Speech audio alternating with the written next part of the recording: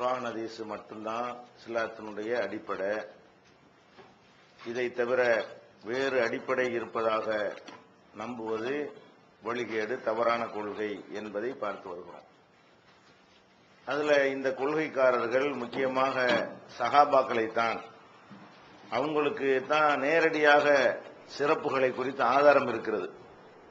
அது மாதிரியான ஆதாரங்களை எடுத்து வைத்து சஹாபாக்களை பின்பற்றலாம் என்று சொல்லி அதை நம்ம ஏத்துக்கிட்டோம்னா அதனால இமாம்களையும் பின்பற்றலாம், சஹாபாக்கள் இமாம்கள் நேரடியா பார்த்திருக்கிறாங்க, இப்படியே கொண்டு வர்றதுக்கு தான் இந்த வாதத்தை வைக்கிறார்கள்.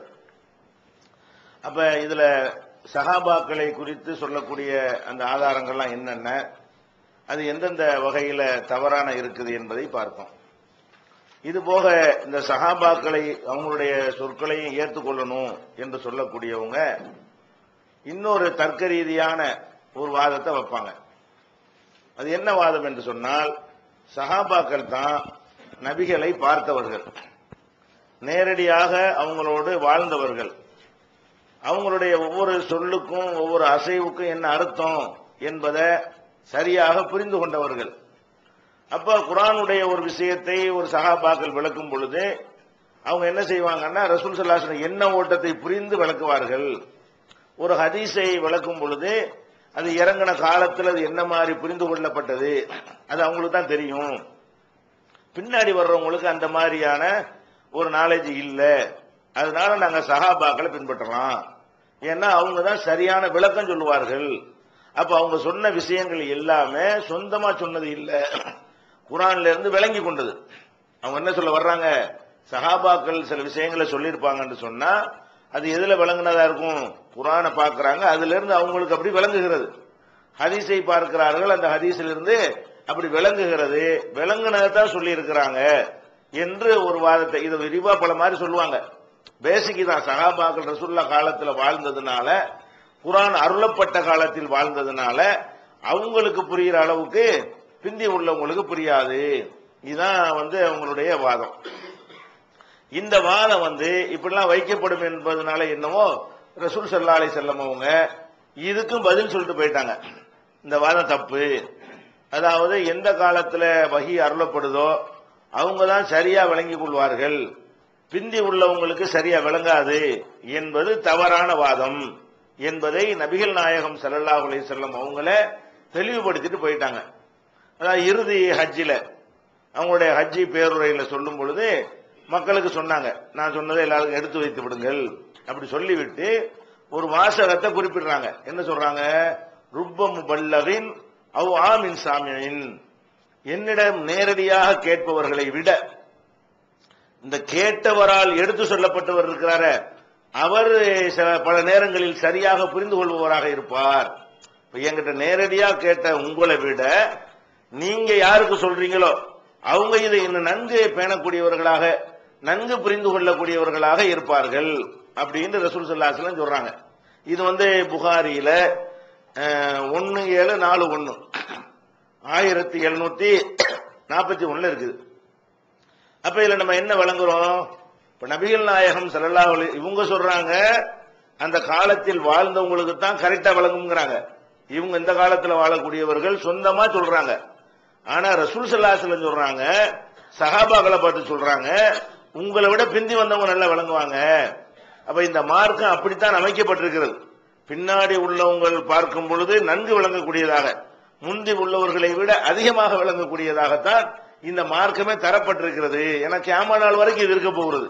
அப்ப கியாமத் நாள் வரைக்கும் இருக்க போற மார்க்கமா இருக்கும் பொழுது அறிவு வளர்ச்சி அதிகரிக்க அதிகரிக்க விளக்கங்களும் உங்களுக்கு என்ன செய்யும், அதிகமாக கிடைக்கும் என்கிறதெல்லாம் கருத்துல கொண்டுதான் என்னிடமிருந்து கேட்பவரை விட, நேரடியாக கேட்பவரை விட அவரால் எடுத்து சொல்லப்பட்டவர் இருக்கிறார, அவர் மூலம் எடுத்து சொல்லப்பட்டவர், அவர்கள் நன்கு பேணக்கூடியவர்களாக, நன்கு புரிந்து கொள்ளக்கூடியவர்களாக இருப்பார்கள்.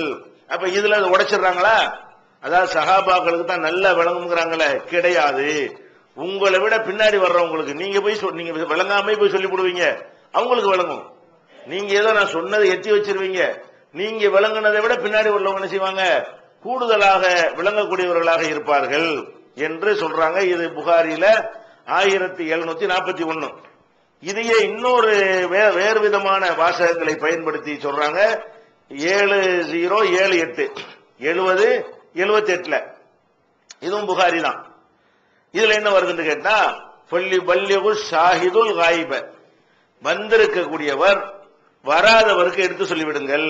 நிறைய அறிவுரையெல்லாம் சொல்லி முடிச்சிட்டு பெரிய ஹதீஸ், அதுல கடைசியா வர்றது எல்லா போதனைகளையும் சொல்லிவிட்டு நபி ஸல்லல்லாஹு அலைஹி வஸல்லம் சொல்றாங்க, பள்ளி பல்லிகு ஷாஹிதுல் காயிப, இங்க வந்திருக்கக்கூடியவங்க வந்து வராதவங்களுக்கு, அந்த ஹஜ்ஜில குழுமி இருக்கிறாங்கல்ல நீங்கள் எல்லாம், வராதவங்களுக்கு போய் என்ன செய்யுங்க, இதை சொல்லிவிடுங்கள் அப்படின்னு சொல்லிட்டு, ஏனென்றால் காரணத்தை சொல்றாங்க, இத காரணமா யூஸ் பண்றாங்க.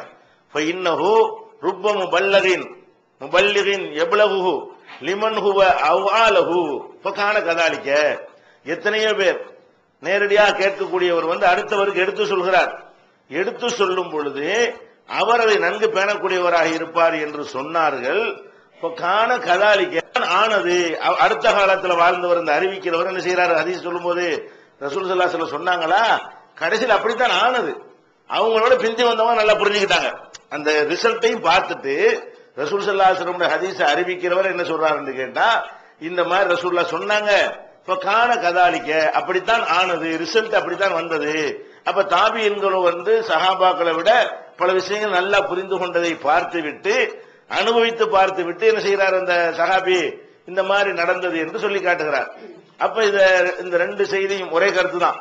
என்ன சொல்கிறது என்று சொன்னால், ரசூல் ஸல்லல்லாஹு அலைஹி வஸல்லம் காலத்தில் வாழ்ந்தவர்களை விட பின்னாடி உள்ளவர்கள் என்ன செய்வாங்க, கரெக்டா அதிகமா புரிந்து கொள்வார்கள் அப்படிங்கிறாங்க.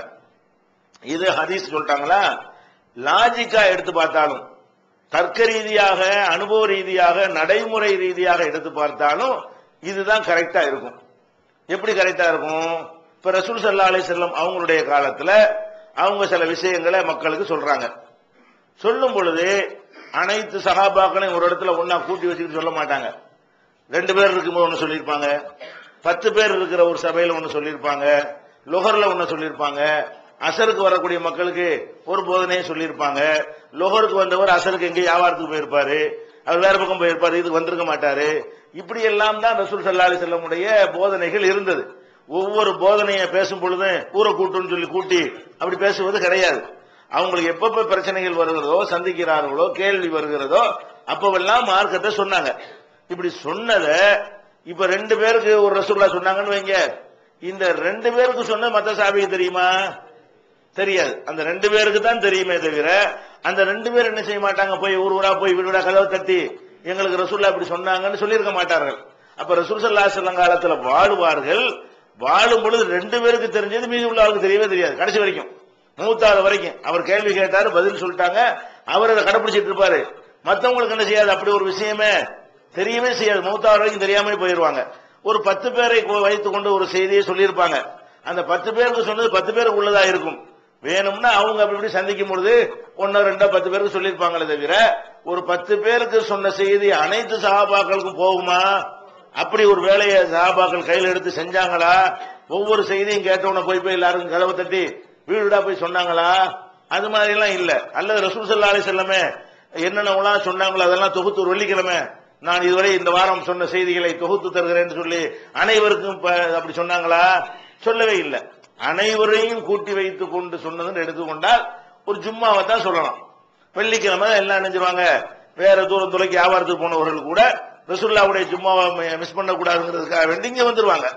வியாபாரத்துக்கு போகாம கூட வந்துருவாங்க. ஏன்னா வியாபாரம் செய்யவும் கூடாது அந்த நேரத்தில், அதனால வந்து விடுவார்கள். மற்ற நேரங்கள்ல எல்லாம் பல பள்ளிவாசல் இருந்தது, பல பகுதிகளுக்கு போவார்கள், வியாபாரத்துக்கு போவார்கள். பள்ளிவாசல் இல்லாத சந்தர்ப்பங்கள்ல ரசூலுல்லாஹ்வை சந்திப்பார்கள். அப்பவெல்லாம் ரசூல் ஸல்லல்லாஹு அலைஹி வஸல்லம் மார்க்க விஷயமா எவ்வளவு பேசுவார்கள். அப்ப மனைவிமார்கள்ட்ட வீட்டில் இருக்கும்போது ஒரு மனைவிட்ட ஒன்று சொல்லியிருப்பார்கள். ஒரு மனைவிக்கு சொன்னது அந்த மனைவிக்கு தான் தெரியுமே தவிர ஊர்ல உள்ள அத்தனை பேருக்கு தெரியாது. ஒரு மனைவிட்ட இருக்கும்போது இந்த மாதிரி செய்யணும், அவன் இந்த மாதிரி நடக்கணும் ஏதாவது சொல்லியிருந்தாங்கன்னு வைங்க, அது அந்த மனைவிக்கு தெரியும், மற்ற மனைவிமார்கள் கூட தெரியாது. மற்ற மனைவிக்கு தெரியல, ஊருக்குலாம் அப்படி தெரியும். அப்ப நடைமுறையை சிந்திச்சு பார்த்தா கூட ரசூல் ஸல்லல்லாஹு அலைஹி வஸல்லம் சொன்ன அந்த செய்திகள் எல்லாம் பாதுகாக்கப்பட்டு எழுதி புஸ்தகமா பிரிண்டு போட்டு வித்துக்கிட்டு எல்லாம் இருக்க கிடையாது. அப்படி இருந்த காரணத்தினால அந்த சஹாபாக்கள்ல வந்து அவ்வளவு விஷயங்களும் தெரிந்தவர்களாக ஒருத்தருமே இருக்கவில்லை. அவ்வளவு ஹதீசுகளையும் அறிந்தவர்களாக கேட்டவர்களாக ஒருவருமே இருக்கவில்லை. அவங்களுடைய காலத்துக்கு பிறகு என்னவாகுது? 2 ஹதீஸ் உள்ளவர், 3 ஹதீஸ் உள்ளவர், 10 ஹதீஸ் உள்ளவர் எல்லாம் ஒருத்தர் தேடி போய் தொகுத்து ஒரு இடத்துல குவிக்கிறார். அந்த ஹதீசுகளை தொகுத்த இமாம்கள் எல்லாம் எடுத்துட்டீங்கன்னா அவங்க திரட்டினார்கள் ஹதீசுகளை. அப்ப சஹாபாக்கள் காலத்துல உள்ளவங்களுக்கு யாரும் திரட்டுவதற்கு என்ன செய்யல, யாராவது நியமிச்சு ரசூல் ஸல்லல்லாஹு அலைஹி வஸல்லம் நாங்க திரட்ட போறோம் அப்படின்னு திரட்டி வைத்தார்கள்னா அது மாதிரியான ஏற்பாடு அந்த காலத்துல இல்ல. அப்ப நம்ம என்ன வழங்குறோம்? ரசூல் ஸல்லல்லாஹு அலைஹி வஸல்லமுடைய செய்தியை சரியா புரிந்து கொள்வதா இருந்தா அனைத்து செய்தியும் ஒருத்தர் கிடைக்கணும். 2 செய்தியை மட்டும் வைத்துக் கொண்டு விளங்க முடியாது. 2 இன்னொரு 10 வேற மாதிரி சொல்லியிருப்பாங்க. அதெல்லாம் கோர்த்து ஒரு கருத்துக்கு வரணும். கோர்த்து இணைத்து ஒரு நல்ல கருத்துக்கு வருவதாக இருந்தால் அனைத்து செய்திகளையும் அனைவரும் அறிந்து கொள்ள வேண்டும். அல்லது அறிந்து கொள்ள விரும்பினால் அதற்குரிய ஏற்பாடு இருக்க வேண்டும். அனைத்தையும் அறிந்து கொள்ள செய்யாட்டா கூட என்ன செய்யணும், நினைச்சா ஒரு தலைப்பை எடுத்து விவாதிக்க நினைச்சாங்கன்னு சொன்னா உடனே எல்லாத்தையும் எடுத்து பார்க்கிற அளவுக்கு அந்த வாய்ப்பாவது இருக்கணும். வாய்ப்பு இருந்தா நினைஞ்சிருப்பாங்க.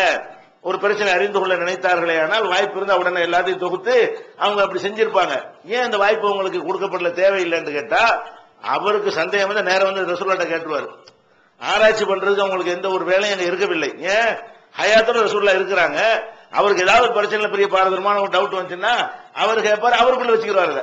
யாருக்கு சந்தேகம் இருக்கிறதோ அவர் போய் ரசூலுல்லாஹ்ட்ட கேட்பாரு. அவங்க சொன்னதுதான் முடிவு. அவர் தொகுத்துலாம் ஆராய வேண்டிய தேவை கிடையாது. சொன்னது முடிவு, அவ்வளவுதான். ரசூல் ஸல்லல்லாஹு அலைஹி வஸல்லம் எதை சொன்னாங்களோ அதை வாங்கிட்டு போய் அவர் செயல்படுத்த ஆரம்பித்து விடுவார். அப்ப அவங்கள யாருக்காவது ஆராயணும், முழு விவரத்தை தெரிஞ்சுக்கணும் என்ற குழப்பம் வந்தால் தீர்ப்பதற்கு ரசூலே இருக்கிறார்கள். ரசூலே ஹயாத்தோட இருக்கும் பொழுது அவங்க ஆய்வு ஏன் செய்யணும்? அவங்க என்னத்துக்கு ஆராய்ச்சி செய்யணும்? பலவிதமான ஹதீசுகளை வைத்துக் கொண்டது என்னவாக இருக்கும் என்பதெல்லாம் அவங்களுக்கு என்ன தேவை? என்ன நம்மளே ரசூலுல்லாஹ் காலத்துல வாழ்ந்தோம்னா இல்ல ரசூலுல்லாஹ் இந்த காலத்துல வாழ்ந்தாங்கன்னா நமக்கு ஆராய்ச்சியெல்லாம் தேவையா? இந்த ஹதீஸ்கள் புகாரி முஸ்லிம் எல்லாம் எடுத்துட்டு வந்து சொல்ல போறோம். சொன்னவர் ஆளு சம்பந்தப்பட்ட ஆள் இருக்காங்க, என்ன செய்யலாம்னு கேட்டா எஸ் வாங்க போறாங்க, முடிஞ்சு வச்சு கதை. அந்த மாதிரியான வாய்ப்பு உள்ளதுனால அவங்களுக்கு ஆராய்ச்சிக்கான ஒரு அவசியமும் இல்லை. அதனால தொகுக்கப்படைய தேவையும் இல்லை. அதனால அனைவரும் அறிந்து கொள்ளவும் இல்லை. அவங்கவுங்க எதை சந்திக்கிறாங்களோ, ஒருத்தர் மார்க்கத்தில் உள்ள அனைத்தையும் ஒருத்தர் சந்திக்க மாட்டார் தானே. ஒருத்தர் வந்து வியாபாரியா இருந்தா தான் வியாபாரம் சம்பந்தப்பட்டதை சந்திப்பாரு. விவசாயியா இருக்கிறவருக்கு அந்த வியாபாரம் ஹதீஸ் தேவை கிடையாது. ஒரு விவசாயியா இருக்காருன்னு வைங்களேன், அவர் ஏன் வியாபாரத்தை பத்தி ஹதீஸ் தெரிஞ்சுக்கிறேன்னு வாழக்கூடிய காலம் அவருக்கு செயல்படுறதா இருந்தா அந்தந்த சஹாபி குடும்பத்தில் பொண்டாட்டி புருஷனும் சண்டை, அதுக்காக ரசூலுல்லாஹ்ட்ட போய் ஒரு தீர்ப்பை கேட்டிருப்பாரு. சண்டை வர்ற ஆளுக்கு மட்டும்தான் இது தேவைப்படும், நல்லா வாழ்ற 50 பேருக்கு இது தேவையான்னு கேட்டேன். அதனால தேவையில்லை. அவரவருக்கு வேண்டிய அளவுக்கு அவரவர்கள் அறிந்து கொண்டு அவரவர்கள் வைத்துக் கொண்டார்கள். இப்ப நம்ம வந்து நமக்கு என்ன தேவை அதுதான் நம்மளும் கடைப்பிடிப்போம். ஆனா சொல்லக்கூடியவர்கள்ங்கிற பொறுப்பு நமக்கு இருக்கிறதுனாலதான் எல்லாத்தையும் தெரிய வேண்டி இருக்கிறது. இப்ப நம்ம கேள்வி கேட்டு பதில் சொல்றோமே, அதெல்லாம் நம்மளே சந்திக்கிற பிரச்சனையா? இல்ல. அதுல 5ஓ 10ஓ நம்முடையதான் இருக்கும். மத்தது வந்து மத்தவங்களுக்குள்ளதான் இருக்கும். பேங்க்ல வேலை செய்யலாமான்னு இருக்கிற நான் என்ன பேங்க்ல வேலை செஞ்சுட்டு இருக்கிறேன், எனக்கு அது தேவையே இல்லை. பேங்க்ல வேலை செய்யறவனுடைய பிரச்சனை அது. ஆனால் மார்க்கத்துக்காக நம்ம தெரிஞ்சு வச்சுக்கிறோம்.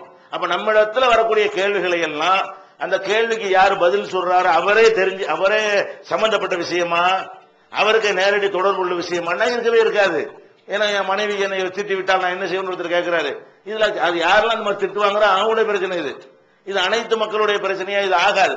அதனாலதான் சஹாபாக்களை பொறுத்த வரைக்கும் அவங்களுடைய துறை அவங்கவுங்க சந்திக்கும் பொழுது என்ன சந்தேகப்பட்டார்களோ அதை போய் கேட்டார்கள். உடனே விடை கிடைத்து விட்டது. அவங்களுக்கு புஸ்தகமாகவும் நூலாகவும் ஒரு அவசியமே இருக்க கிடையாது. கரெக்டா பின்பற்றாங்க. எல்லாருமே நினைச்சாங்க அவங்கவுங்க சந்திக்கிற பிரச்சனைக்கு பண்ணாங்க. ஆனா அவர் சந்திச்ச பிரச்சனை இவருக்கு தெரியாது, இவர் சந்திச்ச பிரச்சனை அவருக்கு தெரியாது. பிற்காலத்தில் வர்றவர்களுக்கு தெரிகிறதா இருந்தா என்ன செய்யணும், எல்லாத்தையும் தொகுத்து ஒரு இடத்துல கொடுத்தா தான் உங்களுக்கு தெரிய முடியும். இந்த அடிப்படையில் நீங்க பாத்தீங்கன்னா அப்ப சஹாபாக்கள் காலத்துல அனைவருக்கும் அனைத்து ஹதீசுகளும் தெரியாது, அனைவருக்கும் அதிகமான ஹதீசுகள் கூட தெரியாது. அவரவர் சந்திக்கிற அவர் சபையில் இருக்கும்போது கேட்டதுதான் தெரியும். வேற தெரிந்து கொள்வதற்கு வாய்ப்பும் இல்லை, தெரியவும் கிடையாது. ஒரு புக்கா இருக்குன்னு நம்ம தெரியாட்ட கூட எடுத்து பார்ப்போம்ல, அந்த மாதிரியான வாய்ப்பும் உங்களுக்கு கிடையாது. தெரிந்து கொள்ளவும் கிடையாது. விரும்பினால் அனைத்தையும் தெரிந்து கொள்ளலாம் என்ற வாய்ப்பாவது இருந்ததா? இல்ல. விரும்பினா உடனே தெரிஞ்சுக்கலாங்கிறதுக்கு இந்த வாய்ப்பும் அந்த சமூகத்தில் இருக்கல.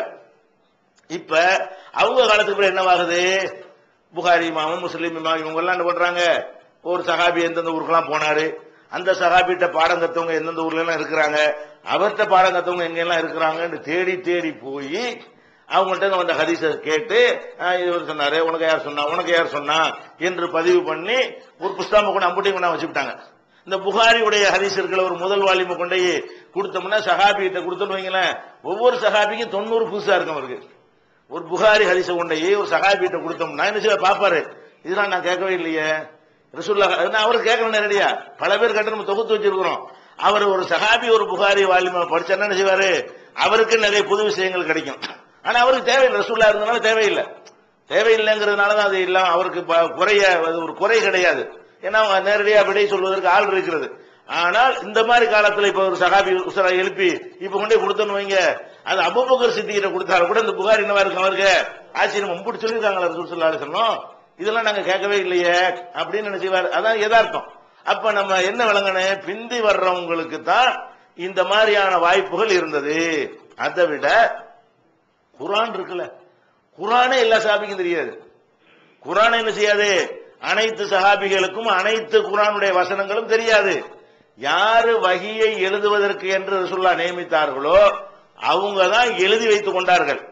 மற்றவங்க எல்லாம் என்ன செய்யல, அனைத்தையும் எழுதிலாம் வைக்கவில்லை. எழுதவும் தெரியாது. எழுத தெரியாதனால வாசிக்கவும் தெரியாது. சஹாபாக்கள்ல பல பேருக்கு வாசிக்கவும் தெரியாது. அதுல எனக்கு ஒரு நான் ரசூலுல்லாஹ் காலத்துல வாழ்ந்து எனக்கு ஒரு குர்ஆன் பிரதி தேவைப்பட்டால் கடையில வாங்க முடியும்? வாங்க முடியாது. உங்கள்ட்ட இருக்கிறத வாங்கி நான் உட்கார்ந்து மெனக்கட்டு எழுதி ஒரு குர்ஆன் எனக்கு வேணும்னு சொன்னா நான் பல மாதங்கள் மெனக்கட்டு தான் எனக்கு ஒண்ணு எழுதிக்கிற முடியும். ஜெராக்ஸ் எல்லாம் எடுத்துட்டு வந்துட முடியாது. அல்லது வந்துட்டு அச்சடிச்சு என்ன செய்ய முடியாது. அதெல்லாம் இல்லாத காலம். அப்ப வீட்டுக்கு வீடு இன்னைக்கு குர்ஆன் இருக்கா இல்லையா? இந்த காலத்துல எந்த வீட்டுல குர்ஆன் இல்ல? குர்ஆன் நிறைய பிரதிகள் இருக்கு. ஒரு வீட்டுல 10 பேர் இருந்தா ஆளுக்கு ஒரு குர்ஆன் வச்சிருக்கிறோம். ஒரு வீட்டுல ஆம்பளை பொம்பளை தானே செய்யறோம், எல்லாருக்கும் ஆளுக்கு ஒரு குர்ஆன் இருக்கு. சஹாபாக்களுடைய வீட்டுல எல்லார் வீட்லயும் குர்ஆன் இருந்துச்சா? கிடையாது. அப்ப குர்ஆனுடைய புக்கு கூட எல்லாத்தையும் இல்லைங்கும் போது குர்ஆன்ல என்ன அனைத்தும் இருக்கிறதுங்கிற தொழுகையில ரசூலுல்லாஹ் ஓதுவாங்கள, அப்ப கேட்பாங்களா சஹாபாக்கள், அப்படித்தான் குர்ஆனுடைய அனைத்து வசனமும் தெரியுமே தவிர அவங்க என்னென்னலாம் ரசூலுல்லாஹ் தொழுகையில் ஓதுகிறார்களோ இப்படி எல்லாம் அல்லாஹ் சொல்றான்னு தான் விளங்க வாய்ப்பு இருந்துச்சே தவிர புத்தக வடிவா கூட குர்ஆன் இல்லையே. வீடு வீடா வாங்கி வைத்துக் கொள்ளக்கூடிய வகையில கூட இல்லையே. அவங்க மனப்பாடம் வைத்துக் கொண்டதை வைத்து என்ன செய்வாங்க, அவங்க அந்த தொழுகையில கேட்கிறத வச்சு மனப்பாடம் பண்ணுவாங்க. மனப்பாடம்ங்கிறது எப்ப இந்த எழுத்துலாம் இல்லாத சமுதாயமா இருந்தா நல்ல மனப்பாடம் ஆகும். எப்போதுமே மனப்பாடம் எப்ப ஆகும், எழுதி வச்சா மனப்பாடம் ஆகாது. இப்ப நம்ம குறிக்கணும், போன் நம்பர் கேட்கறான்னு வைங்களேன், நீ குறிச்சி எல்லாம் உங்களுக்கு மனப்பாடம் ஆகாது. ஏன், குறிக்கும் போது உங்களுடைய மூளை என்ன செய்யாது, அதுக்கு இடம் கொடுக்காது. அதை பேப்பர்ல குறிச்சிட்டோமே, இது எதுக்கு மண்டையில ஏத்தணும் அப்படின்னு நினைச்சுக்கிறேன். ஒரு போன் நம்பர் சொல்லுங்க, அவர் மனசில் பதிஞ்சிடும். போன் நம்பர் ஒருத்தர் கேட்கும் போது நீங்க பேப்பர் இல்லாம கேட்டீங்கன்னா என்ன செய்வீங்க, அதை இன்னொருத்தர் 1க்கு 2 தடவை உரு போட்டு மனசுல ரெக்கார்ட் பண்ணிக்கிறீங்க. பேப்பர் இருந்தா என்னன்னு உங்களுக்கு தெரியாது, 9, 8, 4, 3 வச்சுக்கிறீங்க, அவ்வளவுதான். இப்ப சொல்லுன்னு சொல்ல தெரியாது. எழுதி முடிச்சுட்டு சொன்னா சொல்ல முடியுமா உங்களால? ஏன்னு கேட்டா நம்ம எப்ப எழுதுறோமோ அப்ப நம்ம மூளை என்ன செய்யாது, அது இன்வால்வ் ஈடுபாடா இருக்காது. அதனால பயான்ல குறிப்பு வச்சுக்கலாம் பேசக்கூடாதுங்கிறது. குறிப்பு வச்சு பேசினா மண்டையில உட்காராது. வழங்குதா, மலையில நனைஞ்சு வச்சிருந்தீங்க பேப்பரு, அப்ப சும்மா நிக்க வேண்டியதான். வழங்குதா, அதுக்கு பேரா பேப்பர் இல்லாம இருந்தா என்ன செய்யும், மனசுல டக்குன்னு உட்கார்ந்துடும். அப்படி ஒரு போட்டு என்ன செய்யணும், மனசுல ஏத்திக்கிறணும். இந்த பேப்பர்ல எழுதுறது என்னது, இப்ப நம்பர் இதெல்லாம் சொல்றதுக்கான பேப்பர் வச்சிருக்கிறோம். நம்பர் வாரியா சொல்றது மனப்பாடம் பண்ண இயலாது. அதுக்காக நீ பொதுவாக உரைகள்ல இந்த பேப்பர் குறிப்புகள்லாம் வைத்துக் கொள்வது அது மிஸ் ஆகி போயிடும். சில சமயத்துல இந்த பேப்பரை மாத்தி இப்படி அடிக்கிறாங்கன்னு வைங்க, இப்படி இருப்பாங்க. அதுலயே அவனுக்கு கவனம் செதறி போயிடும் பயான் பண்ணும் பொழுது. அதனால சஹாபாக்கள் எப்படி இருந்தாங்க, எழுதவே தெரியாது. அப்ப என்ன வாங்கினேன், மண்டையெல்லாம் ஏத்தி ஆகணும் அப்படியும். அப்ப ஓத அப்படி கவனிப்பாங்க, அப்படி உட்காந்துரும். நம்ம என்ன செய்ய மாட்டோம், அப்படி கவனிக்க மாட்டோம், எழுதிக்கிறோம். இந்த நோட்ஸ் எழுதுறீங்க, மறையாம போட்டு கவனிக்கணும், அப்படியே இது வேண்டிய அவசியம் இல்லாம போயிடும். அதனால சஹாபாக்கள் உடனே மனப்பாடம் செஞ்சது காரணம் என்னன்னு கேட்டா, அவங்க எழுத படிக்க தெரியாத சமுதாயமா இருந்தது. எழுத படிக்க தெரியாத யாரா இருந்தாலும் அதுதானே இப்ப கருணாநிதி கூட மாற்றுத்திறனாளி வச்சிருக்கிறாரு. ஒரு திறன் குறைஞ்சா இன்னொரு திறன் அதிகரிச்சுக்கிறோங்க. குருடர்களுக்கு என்ன இருக்கு, நல்ல வேற வேற வேற செக்ஷன்ல ஒழுங்கா வேலை செய்யும். கண்ணு தெரியறவன் நல்ல தெரியும், நல்ல வேகமா போயிருவான்.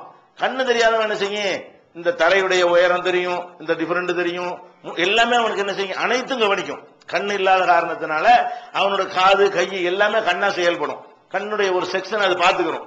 அந்த மாதிரி ஒரு திறன் குறையும் பொழுது இன்னொரு திறனாக அதிகமாக இருக்கிறத நம்ம பார்க்கிறோம். அந்த மாதிரி தான் சஹாபாக்கள் அவங்க எழுதி வைக்கிறதுக்கான நாலேஜ் இல்லாதனால அவங்க ரசூல்லா ஓதும் போது குரானை மனப்பாடம் பண்ணிக்கிட்டாங்களே தவிர வீட்டுக்கு வீடு குரானை டெய்லி வைத்துக் கொண்டு சுபு தொழுது முடிச்ச உடனே ஒரு 2 பக்கம் ஓதுங்க 3 பக்கம் ஓதுங்கிற ஒரு சமுதாயமா இருந்துச்சு. அது எப்படி ஓத முடியும் அவங்களால?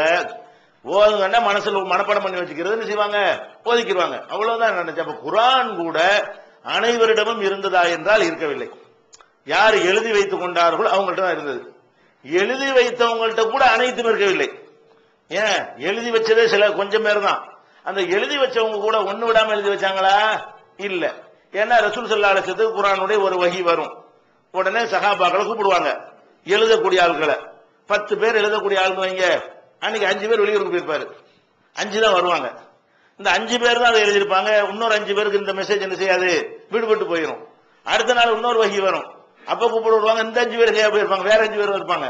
அப்ப அனைவருடைய இதையும் தொகுத்தா தான் முழு குர்ஆன் கிடைக்குமே தவிர ஒவ்வொருத்தர் புக் எடுத்து பார்த்தீங்கன்னு சொன்னா அவரவர்கிட்ட ஒரு 5-5% குறைவா தான் இருக்கும். என்னைக்கெல்லாம் அவர் ஆப்சென்ட் ஆனாரோ, என்னைக்கெல்லாம் அவர் இல்லாம இருந்தாரோ அன்னைக்கு வந்த குர்ஆனை எழுதிருக்க மாட்டார்ல. அப்ப ஒவ்வொருத்தருடைய பிரதியும் மொத்தமா அதுதான் அடுத்து வந்த சஹாபாக்கெல்லாம் செஞ்சாங்க. அபூபக்கர் செஞ்ச வேலை என்னது, அனைத்து பிரதிகளையும் வைத்து ஒரு பிரதி ஆக்கினாரு. இவர் 5 சூறா விட்டுருப்பாரு, அவர் 5 விட்டுருப்பாரு, அவர் 5 விட்டுருப்பாரு. ஒவ்வொருத்தர் விட்டது வெவ்வேறையா இருக்கும். இவர் விட்டு 5 அவர் விட்டுருக்க மாட்டாரு. அப்ப அனைத்து தொகுத்து வச்சு பார்க்கும்போது எல்லாத்தையும் முயற்சி பண்ணிடுறது, எல்லாத்தையும் ஒன்னாக்கி என்ன செய்யறது, ஒன்னா ஜாயிண்ட் பண்ணா ஒரு பிரதி கிடைத்தி விடும். அதுதான் அபூபக்கர் செஞ்ச வேலையை தவிர குர்ஆனை அனைத்து சஹாபாக்களும் எழுதுனாங்களே அவங்கள்ட்ட கூட அனைத்துமே இருக்கவில்லை. அதனாலதான் ஒரு இப்னு மஸ்ஊத் இருக்கார் பாருங்க, அவர் ஒரு ஆள், எழுதக்கூடிய ஆள்ல அவர் ஒரு ஆள், சீனியர் சஹாபி. அவர் மக்காவுல ரசூல் ஸல்லல்லாஹு அலைஹி வஸல்லம் அடி வாங்குறதுக்கெல்லாம் அவர் தான் சாட்சியா இருந்தார்.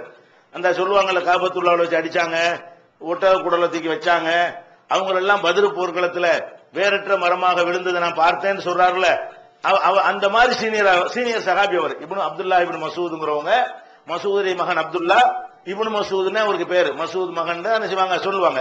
அப்ப இப்னு மஸ்ஊத் என்று சொல்லக்கூடிய அப்துல்லா இப்னு மஸ்ஊத் அவர்கள் ஒரு சீனியர் சஹாபியா இருந்தாங்க. அவர் என்ன பண்ணார் தெரியுமா, குர்ஆன்ல 114 சூரா இருக்குல்ல, கடைசி 112 சொல்லிட்டு இருந்தார். இந்த கடைசி 2 சூரா குர்ஆன் இல்லைன்றார் அவர். ஏன், இவர் அன்னைக்கு ஆப்ஷன் ஆயிருப்பாரு. கடைசியில் உள்ள 2 சூரா என்ன இல்ல, நம்ம 113 ஃபலக் நாஸ் இருக்குதுல்ல, அந்த ஃபலக் நாஸ் அந்த 2 சூறாவும் அது என்ன இல்ல, அது குர்ஆன், அது சும்மா திக்கிறது, சும்மா துஆவுக்கு உள்ளது, அது குர்ஆன் கிடையாது. ஒரு ஆள் மட்டும் நெஞ்சாரு மறுத்துக்கிட்டு இருந்தார். இப்னு மஸ்ஊதுக்கு அந்த இது தெரியவில்லை. எது தெரியல, குர்ஆனுடைய 2 சூரா இருப்பது அவருக்கு குர்ஆன்ல உள்ளதாவே நினைக்கல. இது எதனால இது ஏற்பட்டுச்சுன்னு கேட்டா, இந்த எழுத்தர்கள் சில நாள் ஆஜராவாங்க, சில நாள் ஆஜராக மாட்டாங்க. இப்படி நிறைய சஹாபாக்களுடைய பிரதிகளுக்கு வித்தியாசம் வந்தது. அப்ப நம்ம என்ன ரசூலுல்லாஹ் சொன்ன அழகா பொருந்தது பாருங்க. நேரடியா கேட்கிற உங்களை விட உங்கள்ட்ட இருந்து கேட்கறவர் நல்லா அறிஞ்சுக்கிறவாருன்னு கேட்டா, 2 ஹதீஸ் அறிஞ்சவரும் எனக்கு சொல்றாரு, நான் அடுத்த தலைமுறை வச்சுக்கிருவோம், நான் ரசூலுல்லாஹ்வுக்கு அடுத்த காலத்துல வாழ்றேன். என்கிட்ட அந்த 2 ஹதீஸை கேட்ட சஹாபி என்கிட்ட சொல்லுவாரு, 10 ஹதீஸை கேட்டவர் என்கிட்ட சொல்லுவாரு, 20 ஹதீஸ் கேட்டவர் என்கிட்ட சொல்லுவாரு. எனக்கு 32 ஹதீஸ் தெரிஞ்சு போயிடும். இவருக்கு 2 தான் தெரியும், இந்த சஹாபிக்கு, அந்த சஹாபிக்கு 10 தான் தெரியும், அந்த சஹாபிக்கு 20 தான் தெரியும். 3 பேர் அடுத்த ஒரு ஜெனரேஷன்ல ஒரு ஆளுக்கு சொன்னாங்கன்னு சொன்னா 3 பேருடையும் ஒரு ஆளுக்கு தெரிஞ்சு போயிருதா இல்லையா? அப்ப நேரடியா கேட்பவரை விட பிந்தி வர்றவங்களுக்கு என்ன இருக்கு, கூடுதலா கிடைக்கும். சஹாபாக்கள் அறிவிக்க ஆரம்பிக்கிறது எப்பதான் ஆரம்பிக்கிறாங்க, ரசூலுல்லாஹ் மௌத்துக்கு பிறகுதான். யாருக்கு அறிவிக்கிறாங்க, அடுத்த தலைமுறைக்கு தான். சஹாபிக்கு அறிவிச்சிட்டு இருக்க மாட்டாரு. ஏன், அவருக்கு எல்லாம் தெரியும் நினைச்சுக்கிடுவாரு. அப்ப அடுத்தடுத்த தலைமுறைகளுக்கு தான் அறிவிக்கிறாங்க. இதெல்லாம் வச்சு பார்க்கக்கூடிய நேரத்துல பின்னாடி உள்ளவங்களுக்கு தான் அனைத்தையும் தொகுத்து பார்த்து ஒரு விஷயத்தை சரியான முறையில புரிந்து கொள்ள முடியும் என்பதை நம்ம பார்க்கிறோம். இன்னும் சொல்ல போனா இந்த புகாரி இமாம் காலம்லாம் இருக்குல்ல, ஹதீஸ தொகுத்தாங்கல்ல, அந்த காலத்தை விட நம்ம காலம் இன்னும் அட்வான்ஸா இருக்கமா இல்லையா புரிந்து கொள்வதில்? அவருக்கு ஒரு ஹதீஸை தேடுறாரு, அவருக்கு அப்படி ஹதீஸ் வேணும்னா உட்கார்ந்து எழுதணும். புகாரி கிதாபு நமக்கு தேவையா இருந்துச்சு, நம்ம புகாரி இமாம் காலத்துல நம்ம வாழ்றோம், நமக்கு இப்ப புகாரி அவர் அந்த கிதாப் ஒண்ணு வேணும். எப்படி நமக்கு அது கிடைக்கும், எந்த கட்டில கிடைக்கும்? கிடைக்காது. நம்ம போய் புகாரி இமாம்கிட்ட போகணும், உங்கள்கிட்ட நான் மாணவரா சேர்ந்துக்கிறேன், உங்கள்கிட்ட உள்ள நான் ஒண்ணு ஒண்ணா நான் நகல் எடுத்துக்கிறேன், பர்மிஷன் கொடுங்க என்று கேட்டு அவருடைய தங்கி அங்கேயே பல நாட்கள் உழைத்து ஒவ்வொரு ஹதீஸா எழுதிட்டு வந்தா 5 வருஷத்துக்கு பிறகு புகாரி கிடைக்கும் நமக்கு. வழங்குதா? புகாரி கிடைக்க என்ன செய்யணும், 5 வருஷம் நம்ம எல்லாத்தையும் விட்டுட்டு வேலை வெட்டி எல்லாம் விட்டுவிட்டு அந்த மாதிரி தியாகம் பண்ணினால்தான் ஒரு புகாரிங்கிற ஒரு கிதாபு வரும். அப்புறம் முஸ்லீமை திரட்டுறதுக்கு அதுக்கு ஒரு 5 வருஷம் அவர்கிட்ட போய் என்ன செய்யணும், உட்காரணும். இதெல்லாம் இப்படிதான் நடந்திருக்கு. அந்த காலத்துல பிரிண்ட் கிடையாது, அச்சுக்கலை எல்லாம் கிடையாது. இந்த ஜெராக்ஸ் இதெல்லாம் கிடையாது. அப்ப ஒரு புக் வேணும்னா கையால மட்டும்தான் எழுதுவாங்க. கமர்ஷியல் நோக்கத்துக்கு புக் எழுதுறது இந்த காலம். அந்த காலத்துல கமர்ஷியலுக்கு எழுத மாட்டாங்க. அவங்க நம்ம அறிவை பயன்படுத்தின ஒரு சேவைங்கிற அடிப்படை அந்த காலத்து மக்கள்கிட்ட இருந்தது. அதே நேரத்தில் மன்னர்கள் அரவணைப்பாங்க. முஸ்லீம் ஆட்சி எல்லாம் இருந்ததுனால நூல் எழுதினோம்னா மன்னர்கள்ட்ட இருந்து மானிய உதவி எல்லாம் கிடைக்கும். அதை எதிர்பார்த்து எழுதினவங்களும் இருந்தார்கள். அல்ல அது இல்லாம மறுமை நன்மைக்கு எழுதினவங்களும் இருந்தாங்க. ஆனால் எல்லாரும் எழுதி கொண்டிருந்தார்கள் கிடையாது. அதனால இதுக்கு யார் மெனக்கடுவான்னு சொல்லிவிட்டு நிறைய பேர் என்ன செய்யல, ஹதீஸ்களோட எழுதிலாம் வச்சுக்கல. அது ஒண்ணு இருந்துச்சுன்னு இருக்கும், அவர்கிட்ட போய் கேட்டுதான் தெரிஞ்சுக்கணும். ஒரு ஊருக்கு ஒரு புகாரி இருந்தால் ஆச்சரியம். இந்த புகாரியுடைய கித்தாபு ஒரு ஊருக்கு ஒரு பிரதி, பள்ளியாசல் ஒரு பிரதி வச்சிருப்பாங்களான்னு கேட்டா அது கூட சொல்ல இயலாது. அப்ப அந்த மாதிரி ஹதீசுகள் தொகுக்கப்பட்டுருச்சுன்னு சொன்னா கூட அச்சுக்கலை வர்ற காலம் வரைக்கும் வாழ்ந்த மக்களை விட அச்சுக்கலை வந்துருச்சு பாருங்க, அந்த காலத்தில் உள்ளவர்களுக்கு வாய்ப்பு அதிகம். அச்சுக்கலை வாழ்ந்த புகாரி காலத்துல இருந்து எந்த காலத்துல அச்சு வந்துச்சுன்னு ஆய்வு பண்ணி தெரிஞ்சுக்கிறங்க. ஒரு 500ல வந்துச்சு, ஒரு 600ல அச்சுக்களை வந்துச்சுன்னு வைங்க ஹிஜ்ரியில. அப்ப 500 வருஷ காலமா வாழ்ந்தவங்களுக்கு என்ன இல்ல, புகாரின்னு ஒண்ணு இருக்குன்னு தெரியுமே தவிர அதை போய் எங்கேயாவது போய் பார்த்து செக் பண்ணி தேடி எடுத்து வீட்டுக்கு ஒண்ணு வச்சுக்கிட்டு அந்த மாதிரி வாய்ப்பு அவங்களுக்கு இருந்துச்சான்னா இருக்க கிடையாது. அப்ப என்றைக்கு இந்த அச்சு எல்லாம் ஒரே அந்த பிரதி அதே திருப்பி பேப்பர்லாம் கண்டுபிடிக்கப்பட்டு இந்த துறை வந்ததோ அவங்க காலம் புகாரி காலத்தை விட சிறந்த காலம். புகாரி இமாம் வாழ்ந்த காலத்தில் இருந்த மக்களை விட இந்த அச்சுக்களை வந்த காலத்தில் உள்ளவர்கள் கொடுத்து வைத்தவர்கள். அவங்க வீட்டுக்கு ஒரு புஸ்தகத்தை வாங்கி வைத்துக் கொள்ளலாம். கொஞ்சம் பணம் மட்டும் இருந்தால் என்ன செய்யலாம், வீட்டுக்கு ஒரு புகாரியை வாங்கி வைத்துக் கொள்ளலாம். எல்லாம் அச்சு அடிச்சிருவாங்க. தேவைப்படுறவங்க காசு கொடுத்து என்ன செய்யலாம், வீட்டுக்கு ஒண்ணு வாங்கி வைத்துக் கொள்ளலாம். குரானும் அது மாதிரி வீட்டுக்கு ஒண்ணு கிடைச்சது. ஹதீசுகளும் விரும்பியவர்கள்லாம் வாங்கக்கூடிய வகையில இந்த அச்சுத்துறை வந்த பிறகு அப்ப நீங்க எடுத்து பார்க்கணும், அந்த புகாரி இமாம் காலத்தில் வாழ்ந்த மக்களுக்கு புகாரியில் உள்ள ஹதீஸ் தெரியாது. புகாரி இமாமுக்கு தான் தெரியும்.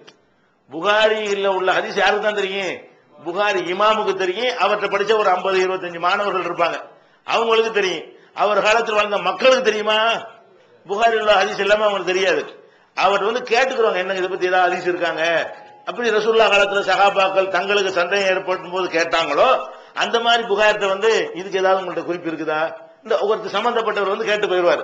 அவ்வளவுதானே தவிர எல்லாத்தையும் எனக்கு ஒண்ணு தாங்க என்று வாங்கி கொண்டு வரக்கூடிய ஒரு நிலைமை என்ன இல்ல, அந்த காலத்துல இருக்க முடியாது.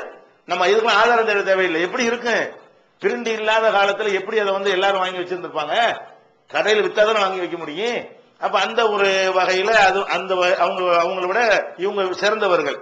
இப்ப அச்சுக்களை வந்த பிறகு அது கூட அச்சில் அந்த காலத்துல கல் அச்சுலாம் வச்சிருப்பாங்க. வழங்குதா ஒரு பேப்பர் இப்படி கணக்கணமா இருக்கு, ஒரு புகாரி இவ்வளவு பெருசா இருக்கும். அதை விட இன்னைக்கு மெல்லிசான பேப்பர்லாம் வந்த பிறகு ரொம்ப குறைந்த காசுல கிடைக்கிற அளவுக்கு எல்லா சாதனங்களும் வந்த பிறகு இன்னும் அட்வான்ஸா எல்லாத்துக்கும் கிடைக்கிறது. இப்ப நம்ம காலம் இருக்கு பாருங்க, இது அதெல்லாம் மிஞ்சின ஒரு பொற்காலமா இருக்குது, கம்ப்யூட்டர் காலம். நம்ம காலம் என்னது, கம்ப்யூட்டர் காலம். ஒரு புகாரில ஒரு ஹதீஸ் வருது, நெஞ்சில கை கட்டினாங்கன்னா நம்ம ஒவ்வொரு ஹதீஸா பிரட்டிக்கிட்டு போகணும், படிக்கணும். நெஞ்சில கை கட்டினது பத்தி இருக்குதா, அப்ப அவ்வளவு ஹதீஸையும் படிச்சு முடிச்ச பிறகுதான் என்ன விளங்க, நெஞ்சில கை கட்டுற சம்பந்தமா புகார்ல என்ன இருக்குன்னு விளங்கும். இப்ப கம்ப்யூட்டர்ல இந்த புகாரி ஏத்திட்டோம்னு சொன்னா சதுருன்னு வார்த்தையை போட்டா எத்தனை இடத்துல சதுரு இருக்கு அவ்வளவு காட்டி விடுது. ஒரு அடி ஒரு தட்டு தான், ஒரு கமாண்ட் கொடுக்க வேண்டியது என்ன வந்துடும், நெஞ்சின்னு வர்றது பூரா வந்துடும். அப்ப நெஞ்சிங்கிற சொல்லு இடம் பெற்ற ஹதீஸ் இத்தனை இருக்குது, என்னென்ன நம்புறது, அது வேணும்னா உடனே அப்படி பிரிண்டு. இந்த வசதி உள்ளவங்க ஒழுங்கா ஆராய்ச்சி பண்ண முடியுமா, அந்த காலத்துல பண்ண முடியுமா? அவர் நெஞ்சில கை கட்டுற பத்தி கேட்டா 25 நாள் இருங்க யோசிச்சு பார்த்து தர்றேன்னு டைம் எடுத்துக்கிடுவாரு. நம்மள்ட்ட கேட்டா 25 செகண்ட்ல சொல்லிட்டு போயிருவோம். அப்ப 25 நாள் எடுக்கிற காலம் சிறந்த ஆய்வு காலமா, 25 செகண்ட்ல விட சொல்ற வாய்ப்பு நம்ம பெற்றுக்கிறோமே. இன்னைக்கு உராவிலாம் அது பயன்படுத்தாலும் தெரியல அவனுக்கு. இன்னைக்கு எல்லாரும் இதை பயன்படுத்தலாம், அவங்க யூஸ் பண்ணல. நம்ம அந்த டெக்னாலஜி யூஸ் பண்ணிக்கிட்டோம்னா நம்ம என்ன செய்ய முடியும், ஒவ்வொரு ஹதீஸையும் அனைத்து நூல்களையும் இன்னைக்கு 5000 கிதாபுகளை தேடி என்ன செஞ்சிடலாம், ஒரு உத்தரவுல 5000 கிதாபுலையும் நெஞ்சில் கை வைத்தார்கள் என்ற வாசகத்தை போட்டு வழங்குதா, அதை தேடணும்னு சொன்னா இந்த 5000 கிதாபுல எதிரெல்லாம் இந்த வார்த்தை வர அதையும் காட்டிவிடுது. சரியா? அது மாதிரி அறிவிப்பாளர்கள் அவர் சரியில்லை இவர் சரியில்லை என்ற நூல் இருக்குது. ஹதீஸ் நூல எல்லாருக்கும் கிடைக்கல, அறிவிப்பாளர் கிடைக்கும். ஹதீஸ் நூல எல்லாருக்கும் மெனக்கட்டு எழுதிக்கலன்னா அறிவிப்பாளர் பேரப்பட்டு இது போட்டு யாரும் மெனக்கட்டு எழுதுவாங்களா? எழுத மாட்டாங்க. யாரு அந்த அறிஞரா இருக்கிறாரோ அதுக்கே தன்னை அர்ப்பணிச்சுக்கிட்டு இருக்கிறாரோ அது பெரிய தியாகம். அந்த காலத்துல அவங்க செஞ்சா பெரிய தியாகம், வாழ்நாளே மொத்தமா அர்ப்பணிக்கணும். பெரிய நன்றிக்குரியவர்கள், நம்முடைய அதிகமான நன்றிக்குரியவர்கள் யாரு, இந்த ஹதீஸ் கலைக்காக தொண்டாற்றியவர்கள். அது விட்டுருவோம். ஆனால் இப்ப அந்த வகையில் அவங்க சிறந்து விளங்கினால ஆராய்ச்சி செய்வதற்கான சிறந்த வாய்ப்பு யாரு கிடைக்குது? அவங்க நல்லா ஆராய்ச்சி பண்ணுவான். அவங்க இந்த காலத்துல தான் நம்மளோட ஆராய்ச்சி பண்ணுவாங்க. அது ஒரு விஷயம். அந்த புகாரி இமாம் இப்ப இந்த காலத்துல உட்கார்ந்து இருந்தாருன்னு சொன்னா அதை விட லட்சம் மடங்கு கூடுதலா பண்ணிட்டு போயிருப்பாரு. அவரு கிடைச்ச வாய்ப்பை கொண்டு அவர் செய்ய முடியும். அவரோட மூளை நம்ம கூட அர்த்தம் இல்ல, வாய்ப்பு கூட. அவரை விட நமக்கு பெரிய ஆராய்ச்சி திறன் கூட நினைச்சிடக்கூடாது. அவருடைய அந்த தொகுத்தது நினைவாற்றலாம் பார்த்தா நம்ம ஒரு தூசி. அவருக்குரிய சான்ஸ் அவ்வளவுதான். இருக்கிற வாய்ப்பை தானே ஒருத்தர் பயன்படுத்திக்கிற முடியும். அவர் காலத்தில் இருந்த வாய்ப்புல இவ்வளவுதான் அவருக்கு செய்ய முடியும். அவர் காலத்தில் நம்ம இருந்தா இதுல லட்சத்துல ஒண்ணு கூட செஞ்சிருக்க முடியாது. இந்த புகாரி காலத்து நம்ம வாழ்ந்தோன்னு வைங்களேன், நம்ம ஊரா மெனக்கட்டு ஒரு பயானுக்கு போச்சனால வாரத்துக்கு 1 போடுங்க, மாசத்துக்கு 2 போடுங்கன்னு சொல்றோம் நம்ம. அவர் லைஃபையே சுத்திட்டு இருந்தாரு. அதுவும் எதுல கார்ல போறது நம்ம கஷ்டமா இருக்குது, பஸ்ல போறது, நடந்தே போயிட்டு இருந்தாரு. அவரு நடந்தே நினைஞ்சாரு. இதெல்லாம் நமக்கு எல்லாம் முடியுமா? நம்மளாம் அந்த காலத்துல இருந்தோம்னு சொன்னா லட்சத்துல 1 கூட செஞ்சிருக்க முடியாது. அதெல்லாம் அவங்களுடைய தியாகம் உழைப்பெல்லாம் வேற. இதை மட்டப்படுத்தணும் நினைச்சிடக்கூடாது. அல்ல அந்த சான்ஸ் நமக்கு தந்திருக்கான். நமக்கு என்ன விளங்கிருன்னு அவங்களுக்கெல்லாம் கொடுக்காத ஒரு வாய்ப்பை நமக்கு தந்திருக்கிறான். உலக விஷயத்திலையும் அவ்வளவு நல்லா அனுபவித்துக் கொண்டிருக்கிறோம். மார்க்க விஷயத்திலையும் நம்ம அனுபவிக்கிற அளவுக்கு என்ன செய்யல அவங்க அனுபவிக்கவே இல்லை. நம்ம தெரிஞ்சுக்கிறதுக்கு அரை மணி நேரத்தில் தெரிந்து கொள்ற விஷயத்தை அவர்கள் தெரிந்து கொள்வதற்கு 2 வருஷம் ஆகும். நமக்கு இப்ப அரை மணி நேரத்தில் தொகுத்து தெரிஞ்சுக்கிறோம்ல. இந்த உளவு செய்தியிலே அவங்க தேடி எடுக்கிறதா இருந்தா ஒவ்வொரு பக்கமா பெரட்டி பார்த்து முடிக்கிறதுக்கு எத்தனை வருஷம் ஆயிரும்? 2 வருஷம் ஆகிவிடும். அப்படின்னா அதிகமான டைம் ஒரு விஷயத்துக்கு செலவழிஞ்சா எவ்வளவு ஆராய்ச்சி பண்ண முடியும், எவ்வளவு தேட முடியும்? அது கூட மிஸ் ஆகி போயிடும். இந்த கம்ப்யூட்டர்ல அடிக்கும் போது கரெக்டா காட்டி போடுங்க, ஒரு பக்கத்தை விட்டுருவா, நெஞ்சினல் இருந்திருக்கும், ஒரு போயிடும், பக்கத்தை தாண்டி போயிடும். அப்ப 8 ஹதீஸ் மிஸ் ஆகி போயிடும். 10 ஹதீஸ் மிஸ் பண்ணிடுவாரு. அதுல அந்த வாசனை இருக்கும். அது கண் என்னவாயிரும், சோறு உடைஞ்சிரும், மிஸ்டேக் பண்ணிடுறேன். இதெல்லாம் அப்படிலாம் இல்லாம ஓரளவுக்கு ஒரு 90% 95% என்ன இருக்கேன், இதுல விடை கரெக்டா இருக்கும். ஏன்னா கம்போஸ் பண்றவன தப்பா பண்ணியிருந்தா தப்பா காட்டிடும். சதுருக்கு வதுருன்னு போட்டு வச்சிருப்பாங்க சில பேர் எழுதும் போது. அதனால அவன் செஞ்ச புகாரியே தப்பா அந்த கம்போஸ்னா அது காட்டாது. அந்த மாதிரி மிஸ்டேக்னால ஒரு 1% 2% அது கம்போஸ் பண்ணவன் சாப்ட்வேர் தயாரிச்சவன் ஏதாவது மிஸ்டேக் பண்ணியிருந்தான்னா அப்படி ஒரு மிஸ்டேக் வருமே தவிர மிஸ்டேக் வராதுன்னு சொல்ல முடியாது. இப்பவும் ஏன்னா கம்ப்யூட்டர்ல ஏத்துறது மனுஷன் தானே. ஹதீஸ் அடிச்சு பிஸ்மில்லாஹ் ரஹ்மானிர் ரஹீமுக்கு சீனுக்கு பதிலாக சீனை போட்டு விட்டான்னு வைங்க, பிஸ்மின்னு தேடினீங்களா இதை காட்டாதுல. இது பிஸ்மில்லாம் அடிச்சு வச்சிருக்கிறான். அந்த மாதிரி சாப்ட்வேர் செய்யறவன் மிஸ்டேக் பண்ணியிருந்தான்னா அதை நீங்க விளங்கிக்கணும். இப்ப கம்ப்யூட்டர் காலத்துல என்ன பண்ணணும், நீங்க விளங்கிக்கிறேன். இது கரெக்ட் எப்படி சொல்ல இயலாது, அடிச்சவன் தப்பா அடிச்சிருந்தா அதை காட்டாது. இன்னும் அக்யூரேட்டா வரணும். இன்னும் ஒரு அடுத்த காலம் அவர் என்ன வரும், சீனை போட்டு எழுதுனாலும் அது சீனை மாத்திக்கணும். அது ஒரு காலம் வரும் பின்னாடி. பிஸ்மின்னு எழுதுறதுக்கு இப்படி ஒரு சொல்ல இல்லையேன்னு அது கண்டுபிடிச்சு அந்த டெக்னாலஜி இப்ப இருக்குது. இங்கிலீஷ்லாம் அது இருக்குது. தப்பா போட்டா ஸ்பெல்லிங் என்ன செய்யும், ஆட்டோ ஸ்பெல் செக் வச்சிருக்கலாம். அதுவா ஸ்பெல் செக் பண்ணி மாத்திக்கிறோம். அப்படி ஒரு சொல்ல ஆங்கிலத்துல இல்லாத ஒண்ணு நீங்க அடிச்சீங்கன்னு சொன்னா என்ன வாய்க்கிறோம், அதுவே இது தப்பு இது கரெக்ட்னு மாத்திக்கிறோம். அந்த மாதிரியானது அரபிக்கு வந்துருச்சுன்னு வைங்களேன், இவன் தப்பா அடிச்சாலும் கரெக்டா உட்காரும்.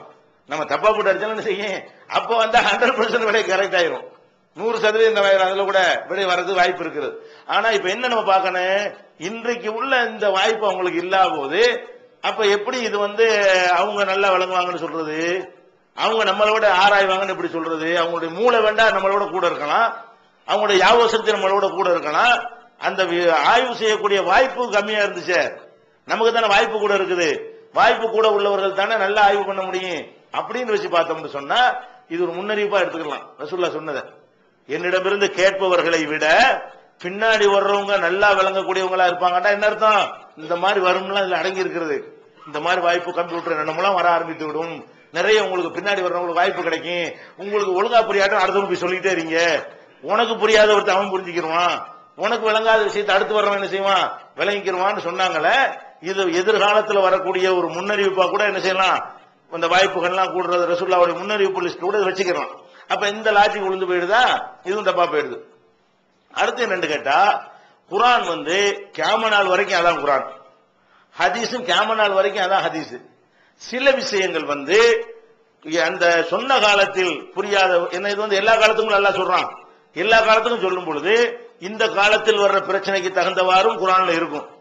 இன்னொரு 1000 வருஷத்துக்கு பிறகு வரக்கூடிய பிரச்சனைகளுக்கெல்லாம் தீர்வு காண்ற மாதிரி வாசகம் குரான்ல இருக்கு. இது சஹாபிக்கெல்லாம் வழங்காது. அவர் வாழ்ந்த காலத்தில் அவரை கொண்டு அதுக்கு என்ன அர்த்தம் செய்வார், அர்த்தம் செஞ்சுக்கிறாரு. அதுக்கு மேற்கொண்ட விஷயம் உதாரணம் வசமாய் தாத்திர ரஜின்னு குரான்ல இருக்குது. திருப்பி தருகிற வானத்தின் மீது சத்தியமாக இவருக்கு என்ன வழங்கியிருக்கு சஹாபிக்கு, திருப்பி தர்றவன் என்ன திருப்பி தர்றவான ஒன்னும் வழங்கலையே. சரி அல்லாஹ் சொன்னா இது சரியா இருக்கும். அவங்களுக்கு என்ன வழங்கு, அல்லாஹ் சொல்லி இருக்கிறான் சரியா இருக்கும், அவ்வளவுதான் வழங்கியிருக்கேன். இப்ப நமக்கு என்ன வழங்குது, இந்த வானத்துல என்னென்ன இருக்கு, என்னென்ன போகுது, போனதெல்லாம் அப்படி ஒரு இடத்துக்கு மேல போக முடியல, திருப்பி இங்கே அனுப்பி விட்டுருது. அதனாலதான் மழை நமக்கு வருது. இங்க இருந்து தண்ணி எடுத்துட்டு போனா தான் பாக்குது, எடுத்துட்டு போக முடியல. அதுக்கு கடல்ல இருந்து தண்ணி என்ன செய்யுது, நீராவே எடுத்துட்டு போகுது, ஒரு இடத்துல நிப்பாட்டு கொட்டு கீழே அப்படின்னு அங்க இருந்து ரிட்டர்ன் பண்ணி விடுதா இல்லையா?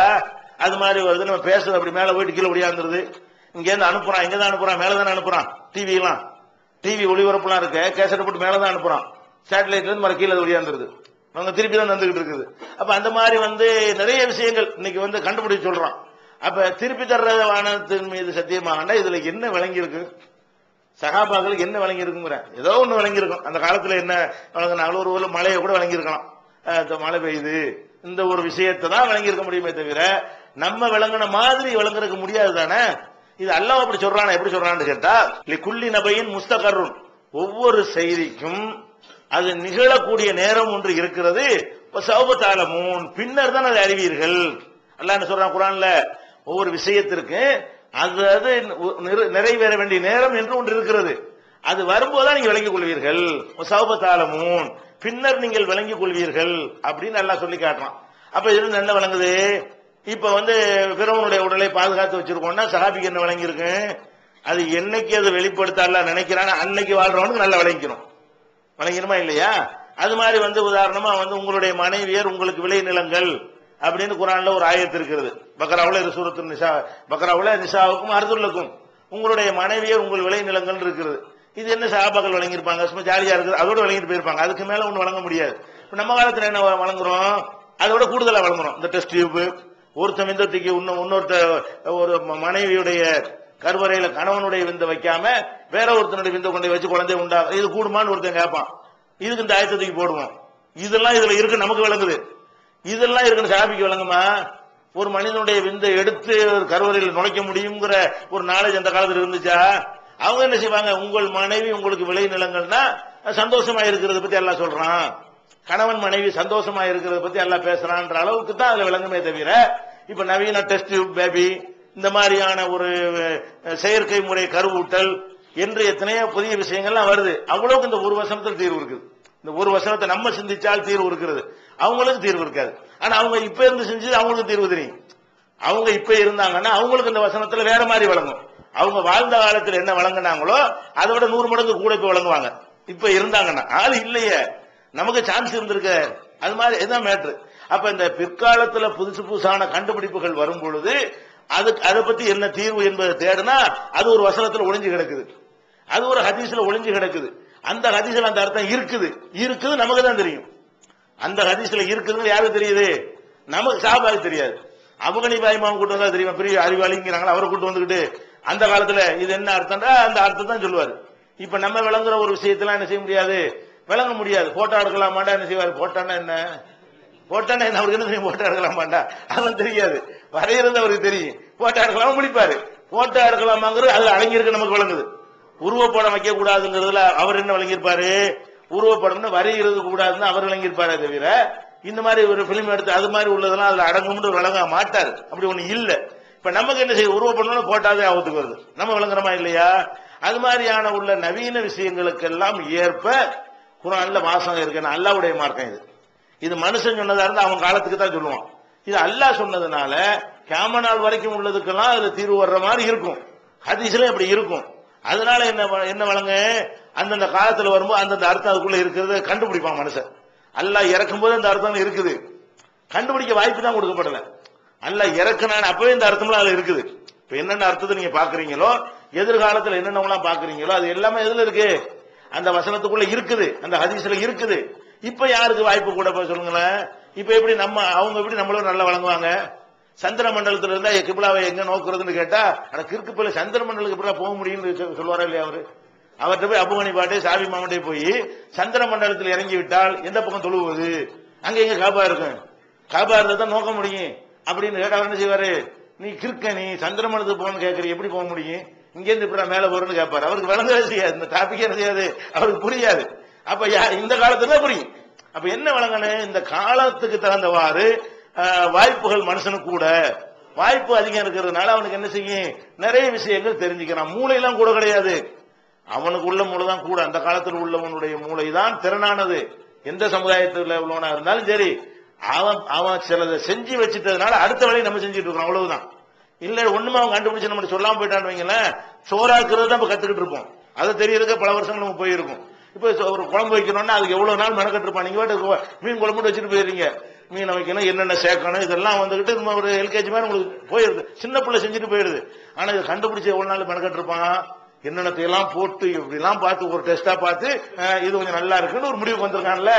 இதுக்கு 10 வருஷம் போயிருக்குது. மீன் குழம்பு வைக்கிறது எப்படின்னு கண்டுபிடிக்கிறதுக்கு இந்த சரியான டேஸ்ட் அடையிறதுக்கு என்னவா இருக்கு, என்ன போட்டு போட்டு பாக்குறது தானே.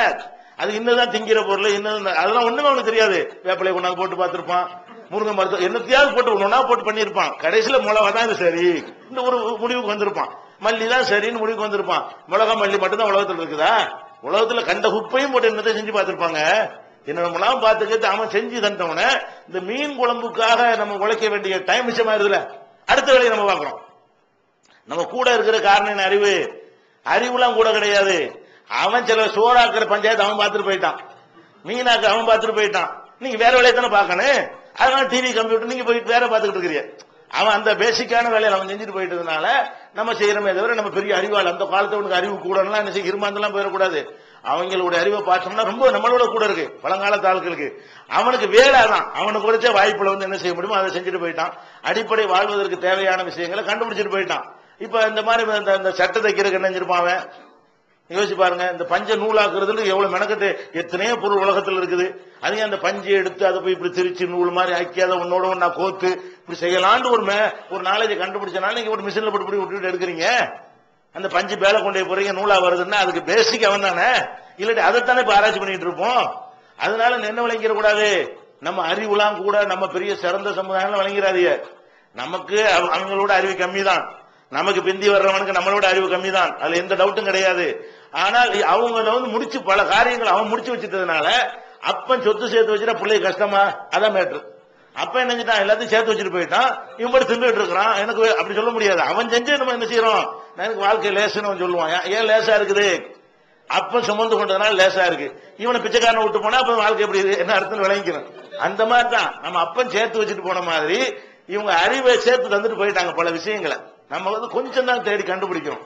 அதுக்கப்புறம் வேலை இல்லாம வந்து வேற என்னத்தையாவது சந்திரன் எதுக்கு யோசிக்கிறான், இந்த மேட்டர்லாம் முடிஞ்சதுனால யோசிக்கிறான். திங்கிறதா மேட்டர்னா அதெல்லாம் நிப்பான், குடிக்கிறதா மேட்டர்னா அதெல்லாம் நிப்பான் மனுஷன். அதெல்லாம் பினிஷ் ஆக்கியாச்சு, அதுக்கு உனக்கு வேலையே இல்லைன்றதுனால வர்றோம். அதனால என்ன விளங்கிற கூடாது, சஹாபியை மட்டும் அவங்களோட நம்ம அறிவு கூடன்னு சொல்லுவதா அவெல்லாம் சொல்லிடவும் செய்யாதியே, அது நெசமும் கிடையாது. அவன் அந்த காலத்தில் உள்ளவங்களுடைய அறிவு மூலையெல்லாம் என்னதுக்கு ரொம்ப ரொம்ப ஷார்ப்பா ரொம்ப தீவிரமா இருந்திருக்கிறது. ஆனா இந்த வாய்ப்பு நம்ம கூட என்ன விளங்கிக்கிறனே, நமக்கு அவங்களோட வாய்ப்பு அதிகம், அதான் விளங்கிக்கணும். அதுக்கப்புறம் வந்து இன்னொரு விஷயத்தையும் பாருங்க. இப்ப சஹாபாக்களுடைய விஷயம் இந்த ஹதீஸ் முன்னறிவு பிரகாரம் அவங்களுக்கு தெரியாம இருந்தும் இருக்குது. இதே லாஜிக்கா தர்க்க ரீதியா நடைமுறையில் நீங்க விளங்கிட்டீங்க. இப்ப வந்து இப்ப நம்ம முத்தான்னு சொன்னோம்ல ஹஜ்ஜில தமத்து ஹஜ்ஜி, இந்த தமத்து ஹஜ்ஜி வந்து உமரலில் அவங்க தடுத்தாங்கன்னு சொல்றோம்ல, அவங்க தடுத்த மாதிரியே இது நிறைய குறிப்புகள் ஒண்ணுன்னா நீங்க வச்சுக்கலாம். உஸ்மான் ரலியல்லாஹு தடுத்திருக்கிறாங்க. இதே இதெல்லாம் இப்ப எதுக்கு சொல்றோம்னா ஆதாரத்தின் அடிப்படையில் பார்த்தாலும் நமக்கு தெரிஞ்ச அளவுக்கு உங்களுக்கு தெரியல, இது லாஜிக்கா பார்த்தாலும் தெரியல, ஆதாரத்தை வச்சுக்கிட்டு பார்த்தாலும் நமக்கு தெரியுது ரசூலுல்லாஹ் தமத்து ஹஜ்ஜி பண்ணாங்கன்னு சொல்லி. ஆனா இது யாருக்கு தெரியல, உஸ்மான் ரலியல்லாஹு வந்து அதை மறுத்து இருக்கிறாங்க. இது புகாரில 1563 1563 பாத்தீங்கன்னா அவர் ரசூலுல்லாஹ் ஒரு விஷயத்தை அனுமதிச்சிருக்கிறாங்க, அது ஒரு தெரியவே இல்லை, தெரியாம தடுக்கிறார் அவர். அதை நீங்க பார்க்கலாம். அதே மாதிரி வந்து இப்ப ரசூல் ஸல்லல்லாஹு அலைஹி வஸல்லம் வந்து நின்று கொண்டு சிறுநீர் கழித்தாங்களா, கழிச்சாங்கல்ல, இது அவங்க மனைவிக்கு தெரியல, உங்க 50 பேரும் தெரியுது. ரசூலுல்லாஹ் நின்று கொண்டு சிறுநீர் கழித்தாங்களா நான் உங்கள்ட்ட கேட்கிறேன். நீங்க எல்லாருமே தெரியும்னு சொல்றீங்க, அதுக்கு அறிஞ்சு வச்சிருக்கிறீங்க. அவங்களோட நகமும் ஜலைமா வாழ்ந்த மனைவி சொல்றாங்க ரசூலுல்லாஹ் நின்று கொண்டு சிறுநீர் கழித்தா, எவனா சொன்னா நம்பாதீங்க, பொய், அவங்க நின்று கொண்டு சிறுநீர் கழித்ததே இல்ல, வெளியில கழிச்சிருக்கிறாங்க, வீட்டுல இல்லன்னு அவங்க சொல்றாங்க. அப்ப ஆயிஷா நாய்க்கு எது தெரியல, அப்ப ரசூல் ஸல்லல்லாஹு அலைஹி வஸல்லம் நின்று கொண்டு சிறுநீர் கழித்தாருங்கிறது கட்டிய மனைவிக்கு தெரியல. இது புகாரில நீங்க எங்க பார்க்கலாம்னா 2471 226 225 224 அதை நீங்க பார்க்கலாம். அதே மாதிரி வந்து இன்னொரு விஷயம் என்னன்னா ருக்கூல அந்த காலத்துல ருக்கு செய்யற எப்படி செஞ்சாங்கன்னா, இந்த முட்டுக்கால பிடிக்கிறோம்ல, முட்டுக்கால தானே பிடிப்போம் ருக்கூல, அப்படி பிடிக்காம ரெண்டு கையும் ஒன்னா சேர்த்து இப்படி தொடையில கொண்டு வச்சுக்கிறது. இது ரசூலுல்லாஹ் பின்னாடி மாத்திட்டாங்க. முதல்ல இந்த மாதிரி ருக்கு செஞ்சிருக்கிறாங்க, பின்னாடி என்ன செஞ்சாங்க மாத்திட்டாங்க. ஆனா மாத்தின பிறகும் ரசூலுல்லாஹ் மூத்தான பிறகு ஒரு சஹாபி இப்படி செஞ்சுட்டு இருக்காரு காலமெல்லாம். ஒரு சஹாபி நினைச்சிருக்காரு ரசூலுல்லாஹ் இப்படி செஞ்சா நான் பார்த்திருக்கேங்கிறாரு, மாத்துனது தெரியல. தொழுகைங்கிற எப்படி விஷயம் 5 வேளை நடக்கும், ஒரு தடவை 2 தடவை நடக்கிற விஷயம் இல்ல. அப்ப பல தொழுகை கவனிச்சு போய் பார்த்திருப்பாங்க. அவர் தொழுவு போயிருக்காரு, இதை கவனிக்காம இருந்திருக்காரு. அவர் சஹாபி தொலைபோமே இருந்திருப்பாரு, தொலை போயிருப்பாரு. யார் இப்னு மஸ்ஊத், அவரும் பெரிய சொன்னல குர்ஆன்ல உள்ள 2 சூரா இல்லைன்றாரு. அந்த இப்னு மஸ்ஊத் என்ன பண்றாங்கன்னு கேட்டா, இந்த இதுக்கு பேர் தத்பீக். ருக்குவின் போது 2 கையையும் சேர்த்து தொடையில வைத்துக் கொள்வது இருக்குதுல, முட்டுக்கால பிடிக்கிறதுக்கு பதிலாக இப்படி முதல்ல இருந்து மாற்றப்பட்டதுங்கிற ஒரு விஷயம் யாருக்கு தெரியல, இப்னு மஸ்ஊத் தெரியல என்பதை புகாரில 790 796வது ஹதீஸ்ல நீங்க பார்க்கலாம். அதே மாதிரி அந்த காலத்துல ஜாஹிலியா காலத்துல ரசூலுல்லாஹ்வுடைய ஆரம்ப காலத்துல எல்லாம் கல்யாணம் பண்றது குறிப்பிட்ட காலத்துக்கு மட்டும் கல்யாணம் பண்ணுவாங்க. வெளியூர் பிரயாணம் அந்த காலத்து அதிகமா இருந்துச்சு. மனைவி மக்கள் எல்லாம் கூட்டிட்டு போக முடியாது, பல மாதங்கள் வெளியூர்ல தங்கி இருக்க வேண்டி வரும். அந்த நேரத்தில் அவங்களுக்கு வாழ்க்கை துணை இல்லாட்டி தப்பான காரியங்கள்லாம் செய்ய வேண்டி வரும்ங்கிறதுனால என்ன செய்வாங்கன்னா, இங்க இருந்து மக்காவுல உள்ள ஒருத்தர் என்ன செய்யறாரு, ஈராக் பகதாதுக்கு போறாருன்னு வைங்க. பகதாதுல ஒரு 2 மாசம் இருப்பாருன்னா அதே நேரத்தில் 2 மாசம் அங்கே தங்கி இருக்க மாட்டாரு. அப்ப 2 மாசத்துல கெட்டு போக கூடாதுங்க என்ன பண்ணுவாருன்னா, அங்க ஒரு பெண்ணை பார்த்து 2 மாசம் நான் அங்க இருப்பேன், 2 மாசம் எனக்கு கல்யாணம் பண்ணித்தாங்க அப்படின்னு கேட்பாரு. 2 மாசத்துக்கு ஒரு பெண்ணை என்ன செய்வாரு, கல்யாணம் பண்ணிக்கிறாரு. 2 மாசம் போட்டே பண்ணிக்கிறாரு. 2 மாசம் முடிஞ்சோன்னா வர்றேன் அது பண்ணி கொடுத்துட்டு என்ன செய்வாரு, முறையா பினிஷ் பண்ணிட்டு ஊருக்கு வந்து சேர்ந்துருவாரு. அதாவது குறிப்பிட்ட காலத்துக்கு என்று கல்யாணம் பண்ணுவது. நம்ம கல்யாணம் பண்றது 5 வருஷத்துக்கு கல்யாணம் பண்ணித்தாங்க, 3 வருஷம் கல்யாணம் பண்ணித்தாங்க விளக்கமா தடுத்துருவாங்க. இன்னைக்கு கேட்க முடியுமா, அப்படி கல்யாணம் பண்ணித்தாங்கன்னா காலத்துக்கு பண்ணித்தாங்கன்னு அர்த்தம். ஆனா அந்த காலத்துல எப்படி பண்ணிக்கிட்டாங்க, உள்ளூர்ல பண்ணும்போது இப்படி பண்ணிக்கிறாங்க, வெளியூர்ல போய் பண்ணும்போது எப்படி பண்ணுவாங்க, ஒரு காலம் போட்டு பண்ணுவாங்க. அந்த காலம் தேவையாக இருந்துச்சு. அந்த காலத்துக்கு என்ன செஞ்சு மனிதன் அந்த குடும்பம் அவனுக்கு ஒரு செக்ஸ் தேவைதானே, பல மாதங்கள் வெளியூர்ல இருக்கிறான். அதே நேரத்தில் முறையாவும் கல்யாணம் பண்ணிக்கிட்டு அவங்கள இழுத்துக்கிட்டுலாம் வந்து சேர முடியாது. அவன் ஊருக்கு வந்து சேர பெரிய கஷ்டம்.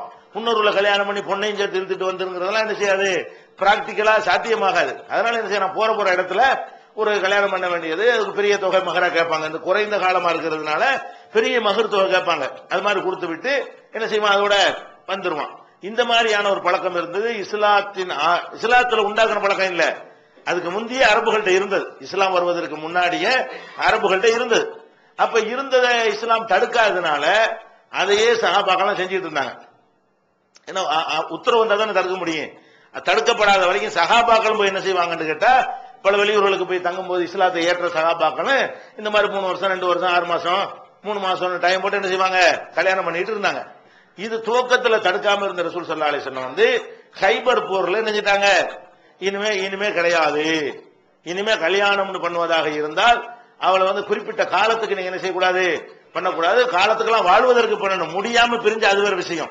கல்யாணம் பண்ணுவது என்ன செய்யணும், நம்ம தொடர்ந்து எப்பவும் உன்னோட வாழ்றேன் என்கிற அடிப்படையில தான் கல்யாணம் நடக்கணுமே தவிர இந்த காலம் குறிப்பிட்டு என்ன செய்யக்கூடாது, கல்யாணம் பண்ணக்கூடாது அப்படின்னு சொல்லிட்டாங்க. ஆனா இப்னு அப்பாஸ் இருக்காருல்ல, எவ்வளவு பெரிய சஹாபி, அவருக்கு அல்லாஹ் ரசூலுல்லாஹ் துஆ செஞ்சிருக்காங்க, தீனுடைய சட்டத்தை அல்லாஹ் இவருக்கு கற்றுக் கொடுப்பாயாக என்றெல்லாம் அவருக்கு துஆ செஞ்சிருக்காங்க. அவர் முஃபஸ்ஸிரீன்களுக்கு தலைவர் வேற அவருக்கு பட்டம்லாம் சொல்லுவாங்க. இந்த மதஹபுக்காரங்க என்ன செய்வாங்க, ரயீசுல் முஃபஸ்ஸிரீன், குர்ஆன் விரிவுரையாளர்களுக்கு எல்லாம் அவர் தலைவர். அந்த மாதிரி அவர் தஃப்சீர் பண்ணக்கூடிய மேதையெல்லாம் என்ன செய்வாங்க, இந்த பட்டம் ரசூலுல்லாஹ் சொன்னது இல்ல, இவங்க எல்லாம் இந்த பட்டம்லாம் கொடுப்பாங்க.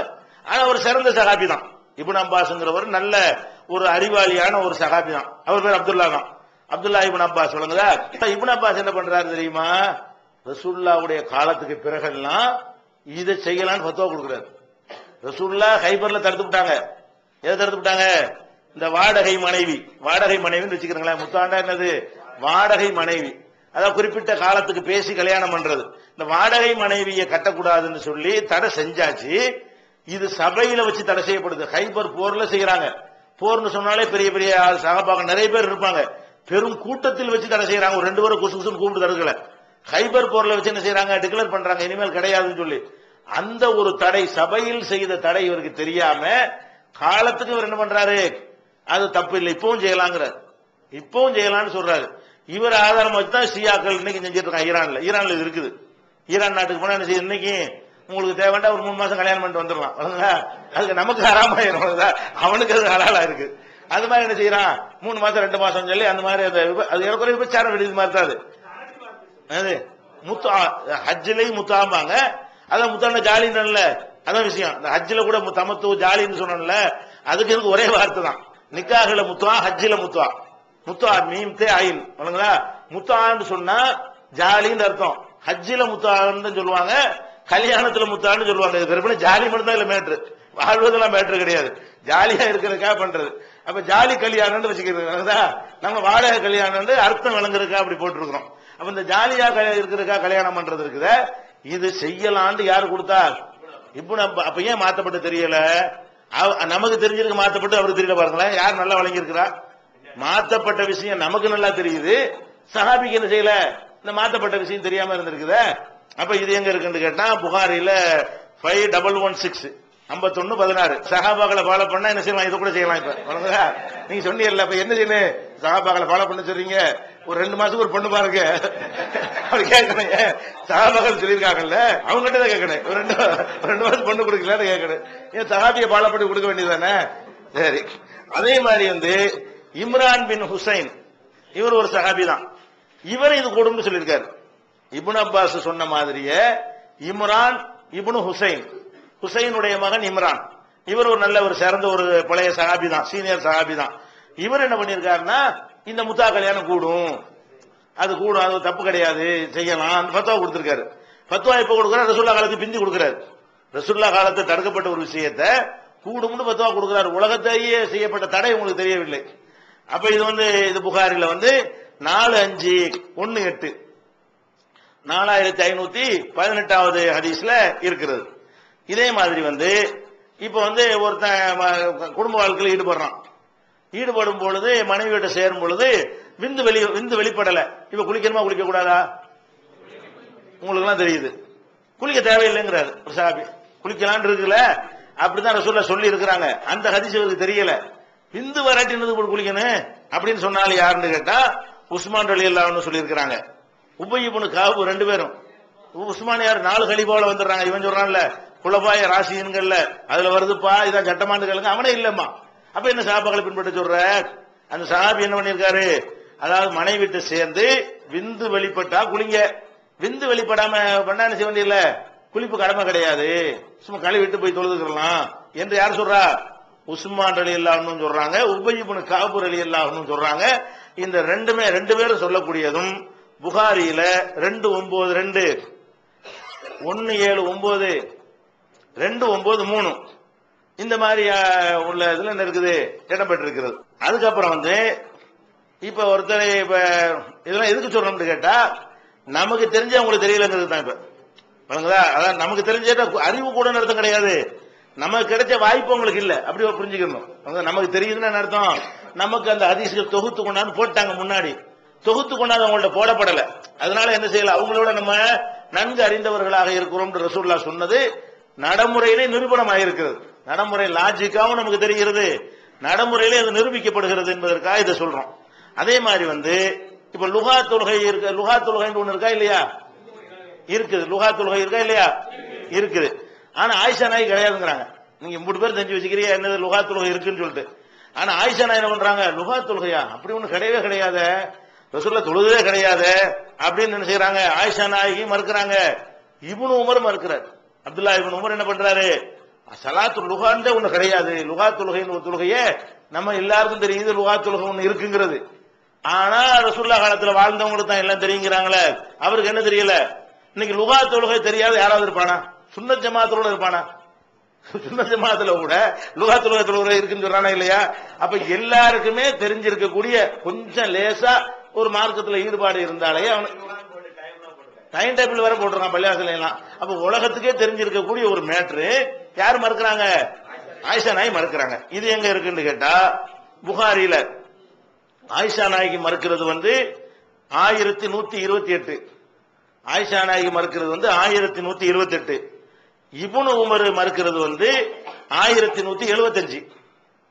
1175ல இப்னு உமர் மறுக்கிறார், என்னது லுகா தொழுகை கிடையாது. ஆயிஷா நாயகி மறுக்கிறாங்க 1128ல, புகாரி தான் எல்லாமே. அப்ப இது ஏன் நமக்கு தெரிஞ்சவங்க ஏன் தெரியல? பெரிய ஆச்சரியம் கிடையாது, ரசூலுல்லாஹ் சொல்லிட்டாங்க. இது என்ன பெரிய நமக்கு ஆச்சரியமா தெரியல, இது இது இப்படிதான் இருக்கும், இது பெரிய விஷயமோ சகாபாக்களுக்கு இது மட்டமெல்லாம் கிடையாது, இதுதான் யதார்த்தம், இதுதான் நடக்கும். இப்ப அந்த காலத்துல வாழ்ந்தவங்களுக்கு வாய்ப்பு குறைவு, அதனால பெரிய ஆச்சரியம் கிடையாது, நம்ம எடுத்துக்கிறோம். அவங்க கிட்ட முழிப்பாங்க, எது இப்படி ரசூல் சஹாபிக்கு தெரியலன்னு சொல்றாங்க, இருக்குது ஹதீஸ்ல அப்படி. அடுத்து என்னாச்சு, இப்ப நேத்து கூட ஒண்ணு சொன்ன, அதையும் சேர்த்துக்கலாம். உமர் ரலியல்லாஹு அன்ஹுக்கு என்ன செய்யல, அந்த 3 தடவை திரும்பி வரல, அபு மூசா வந்துட்டு சலான் சொல்லிட்டு திரும்பி போயிருவார்ல, அது தெரியல, அவரே ஒத்துக்கிறாரு. அது இதுல சேர்த்துக்கிறேன் இந்த லிஸ்ட்ல, முதல்ல சொல்லியாச்சு, ரெண்டாவது ஒரு இதை சேர்த்துக்கலாம். அந்த நம்பர் சொல்லிட்டோம், அதுல அது வந்து புகாரில 2062,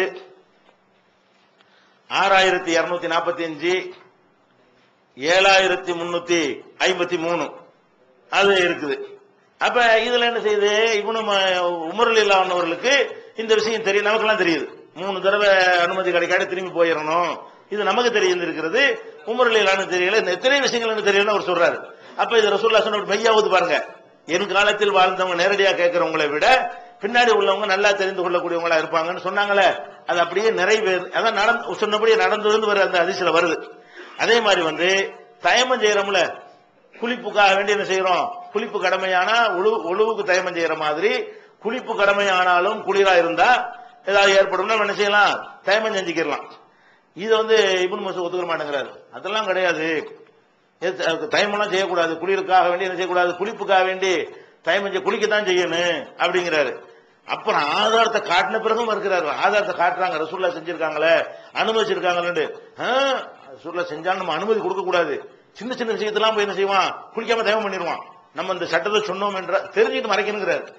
அனுமதி இருக்குங்கிறதுக்கு ஆதாரத்தை காட்டினவனே என்ன செய்வாரு, அவர் எப்படி மறுக்கிறாரு, நாம இதை வந்து மக்கள்கிட்ட சொன்னோம் என்று சொன்னால் சின்ன சின்ன விஷயத்திற்கெல்லாம் என்ன செய்வார்கள், அவர்கள் குளிக்காம தயமம் செஞ்சு போய் தொழ ஆரம்பித்து விடுவார்கள், நம்ம பர்மிஷன் கொடுக்க கூடாதுன்ற இவர்கையில மார்க்கம் இருக்கிற மாதிரி அது மாதிரியான வார்த்தையில சொல்றாரு. ஒரு புகாரில 346வது ஹதீஸ்ல இருக்கிறது. அப்ப இது மாதிரியான அது மாதிரி உமர் ரலியல்லாஹு அன்ஹு அவர்கள் இந்த 3 தலாக் விஷயம் பாருங்களேன், நமக்கு தெரியுது 3 தலாக் 1 தலாக் தாண்டு, யாருக்கு தெரியல, உமர்ல தெரியல, தெரிஞ்சு மீறாங்க. எது வச்சுக்கிட்டாலும் அவங்களும் நம்ம நல்லா பேணுறோம். அந்த ஹதீஸை எனக்கு பிந்தி வரக்கூடியவங்க நன்கு பேணக்கூடியவர்களா இருப்பார்கள்ங்கிறதுக்குல அவங்க கூட நடைமுறைப்படுத்தல. நம்ம என்ன செய்யறாத 3 தலாக்குனா 3 தலாக்கு இல்ல, ஒண்ணுதான் ரசூலுல்லாஹ் சொன்னபடி நடைமுறைப்படுத்துகிறோம். இது மாதிரியான நிறைய விஷயங்கள் இருக்கிறது. அப்ப இது ஒட்டுமொத்தமா இல்ல, நம்ம என்ன விளங்கிறோம், ரசூல் ஸல்லல்லாஹு அலைஹி வஸல்லம் காலத்தில் வாழ்ந்த சஹாபாக்களை விட பின்னாடி உள்ளவர்கள் நல்ல அறிந்து கொள்வார்கள் என்பதுதான் லாஜிக் படியும் மார்க்க ஆதாரப்படியும் நடைமுறையில் தெரிகிற உண்மை நிலவரங்கள் படியும் சரியானதை தவிர அவங்களுக்கு தான் மதுரப்புகளை நியாயப்படுத்தக்கூடியவர்கள் அதற்கு சில தர்க்க ரீதியான வாதங்களை நம் முன்னால் எடுத்து வைக்கிறார்கள். அந்த வாதங்கள் எப்படியெல்லாம் தவறாக இருக்கின்றன, இதில் ஒரு பகுதியை நேற்றைய இதில் பார்த்தோம். 4 இமாம்களை பின்பற்ற வேண்டும் என்று சொல்லக்கூடியவங்கள்ட்ட நம்ம ஒரு கேள்வியை கேட்கணும்னு சொன்னா என்ன கேள்வி கேட்கணும், 4 இமாமை பின்பற்ற சொல்றீங்கள, உங்க வாதப்படி இந்த 4 இமாம்களை விட சஹாபாக்கள் சேர்ந்தவங்க தானே, சஹாபாக்கள் இந்த 4 இமாம்ல யாரும் சஹாபி கிடையாது, அதுல ஒரு இமாமும் தாபியில வருவாரு, 3 இமாம்கள் வந்து தபா தாபியில வந்துருவாங்க, 3ஆம் தலைமுறையில தான் வர்றாங்க. அப்ப சிறந்த காலத்தில் வாழ்ந்தாங்க என்ற காரணத்திற்காக 4 இமாம்களை பின்பற்றணும் என்று சொல்வார்களேயானால் அதை விட சிறந்த காலத்தில் வாழ்ந்தவங்களும் சிறந்த அறிஞர்களும் சிறந்த சிந்தனையாளர்களுமாக இருந்த சஹாபாக்கள் பேர்ல மதுரப்பு இருக்கானா இல்ல, அபூபக்கர் மதுரப்பு ஒரு மதுரப்பு இருக்குதா இல்ல, உமர் மதுரப்பு ஒரு மதுரப்பு இருக்கானா இல்ல, உஸ்மான் மதுரப்பு அலி மதுரப்பு ஏதாவது ஒரு சஹாபி பேர்ல மதுரப்புகளை வந்து இவங்க என்ன செய்யல, உருவாக்கி கொள்ளவில்லை. இது ஏன் என்று கேட்டா அவங்க ஒரு பதில் சொல்லுவாங்க, அந்த பதில தான் அவங்களுடைய போலித்தனம் வந்து நிரூபணமாகும், மதுரப்பு தேவையில்லை என்பது அந்த பதில இருந்து நிரூபணமாயிரும். அதுக்கு என்ன பதில் சொல்லுவாங்கன்னா, சஹாபாக்கள் காலத்துல வந்து எல்லாமே தொகுக்கப்படவில்லை, ஒன்று திரட்டப்படாத ஒரு காலமா இருந்தது. ஆனால் இமாம்கள் காலத்துல அதெல்லாம் தொகுக்கப்பட்டவங்களுக்கு கிடைச்சதுனால இவங்களுக்கு தான் ஆராய்ச்சி பண்ணக்கூடிய வாய்ப்புகள் அதிகம் கிடைத்தது என்ற ஒரு பதில சொல்லுவாங்க. இதுதான் பதிலாக இருந்தால் மதுரப்பு தேவையில்லைங்கிறது ஆதாரம். ஒவ்வொரு காலம் செல்ல செல்ல முந்தி உள்ளவங்க இருக்க வேண்டியதுதான், பிந்தி உள்ளவங்களுக்கு தான் அதிகமான வாய்ப்பு முன்னாடி நம்ம விளக்கி இருக்கோம். அப்ப அப்ப இமாம்கள் காலத்துல துவக்கப்பட்டதுனால அவர்களை பின்பற்றலாம் என்று சொன்னால் அவர்களை விட அதிகமாக சிறப்பாக துவக்கப்பட்டிருக்கிற காலம் நம்ம காலம். புக் வடிவிலையும் கம்ப்யூட்டர் சாப்ட்வேர் வடிவத்திலையும் பல வகைகள் என்ன செய்யப்பட்டிருக்கிறது, திரட்டப்பட்டிருக்கு, துவக்கப்பட்டிருக்கிறது. ஒவ்வொருவரும் அனைத்து ஹதீஸ் நூல்களையும் பார்க்கக்கூடிய வாய்ப்பு வந்து இந்த காலத்துல கிடைத்திருக்கிறது. அந்த காலத்துல எல்லா கிதாபுகளையும் வாங்கி கூட இருக்க முடியாது. இன்னும் சொல்ல போனா அந்த ஹதீஸ் எல்லாம் தொகுத்தாங்களே, அதுக்கு முந்தினார்களாக இவங்கலாம். அபு ஹனீஃபா இமாம் காலத்துல வந்து எந்த ஹதீஸ் கிதாப் தொகுக்கப்பட்டிருந்துச்சு? ஒரு ஹதீஸ் கிதாபும் இல்ல. இந்த புகாரி முஸ்லீம் சொல்லக்கூடியவங்க எல்லாம் அவங்களுக்கெல்லாம் பிந்தி வந்தவங்க. புகாரி இமாம், முஸ்லீம் இமாம், அபூ தாவூத், நஸஈ எல்லாம் சொல்றாங்க. இந்த புகாரி இமாம் எடுத்துக்கிட்டீங்கன்னா 4வது இமாம சொல்றாங்களே அஹ்மத் இப்னு ஹம்பல், அவர் மாணவர் தான் புகாரி. 4வதா கடைசியா வந்தவருக்கு இவர் மாணவர்னு சொன்னா அபு ஹனீஃபா காலத்துல புகாரி இருந்திருக்குமா? அபு ஹனீஃபா அவருடைய மாணவர் தான் முஸ்லீம். புகாரி இமாமுடைய மாணவர் தான் யாரு? முஸ்லீம் இமாம். அப்படின்னா இவங்க எல்லாம் இன்னொரு தலைமுறைக்கு தள்ளி வந்துடுறாங்க. அப்ப இந்த ஹதீஸ் எல்லாம் இமாம்கள் காலத்துல தொகுக்கப்பட்டு இருந்துச்சு, அதனால அவங்க ஆராய்ச்சி பண்ணாங்க. சஹாபாக்களுக்கு அந்த வாய்ப்பு இல்லை என்று மக்கள்கிட்ட, அப்பாவி மக்கள்கிட்ட போய் இவங்க என்ன செய்யறாங்க சொல்லி அதை நியாயப்படுத்துறாங்க. ஏன் சஹாபாக்கள் நீங்க மதம் உண்டாகல என்று கேட்டால் இதை சொல்லி என்ன செய்யறாங்க, நியாயப்படுத்துறாங்க. ஆனால் அதுல என்ன அடங்கி இருக்கிறது? அதுல ஒரு போலித்தனம் அடங்கி இருக்கிறது, பொய் அடங்கி இருக்கிறது. இமாம்கள் காலத்துல துவக்கப்பட்டதா சொல்வது முழுக்க முழுக்க பொய். இமாம்கள் காலத்திற்கு பின்னாடிதான் ஹதீஸ்கள் எல்லாமே செய்யப்பட்டது, அதிகமாக துவக்கப்பட்டது. மாலிக் இமாம் அவர்கள் ஒரு ஹதீஸை தொகுத்திருக்கிறார். மொத்தாங்கிற பேர்ல நினைச்சிருக்காரு. 4 இமாம்கள் ஒரு இமாமா இருக்கக்கூடிய மாலிக் இமாம் அவர்கள் இந்த கிதாபுக்கு பேர் என்ன? முஅத்தான்னு பேர். முஅத்தாங்கிற பேர்ல ஒரு கிதாபு தொகுத்து, சின்ன கிதாபு தான் அது. அபு ஹனீஃபா இமாமும் ஒரு ஹதீஸ் கிதாபு எழுதி இருக்கிறார். அது மொத்தமே 40 ஹதீஸ் தான். அபு ஹனீஃபா இமாம் தொகுத்து என்ன? முஸ்னத் அபு ஹனீஃபான்னு பேரு. ஒரு 40 ஹதீஸ், ஒரு 40 நோட்டு புக்ல கூட எழுத முடியாது, அவ்வளவு சின்ன புக்கு. அதான் அவர் தொகுத்த ஹதீஸுடைய மொத்தம் அவ்வளவுதான். முஸ்னத் அபு ஹனீஃபான்ற பேரு அந்த நூல் இப்போ இருக்கிறது. அப்ப அவர் அபு ஹனீஃபா இமாமுடைய கிதாபுன்னு எடுத்துக்கிட்டீங்கன்னா ஒரு 40 பக்கம் நோட்டில் எழுதுறதை விட சின்னதாக இருந்தது அவர் தொகுத்தது. மாலிக் இமாம் எடுத்துக்கிட்டீங்கன்னா அவர் ஒரு சுமாரான ஒரு ஹதீஸை தொகுத்தார், அவரா தொகுத்தார்.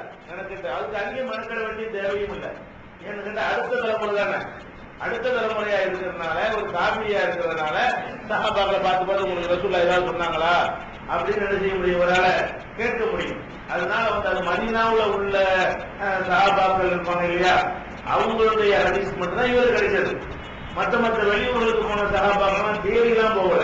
ஒரு புகாரி இமாம் போன மாதிரி, ஒரு முஸ்லீம் இமாம் போன மாதிரி. அவர் ரஷ்யாவில் பிறக்கிறாரு புகாரி இமாம்.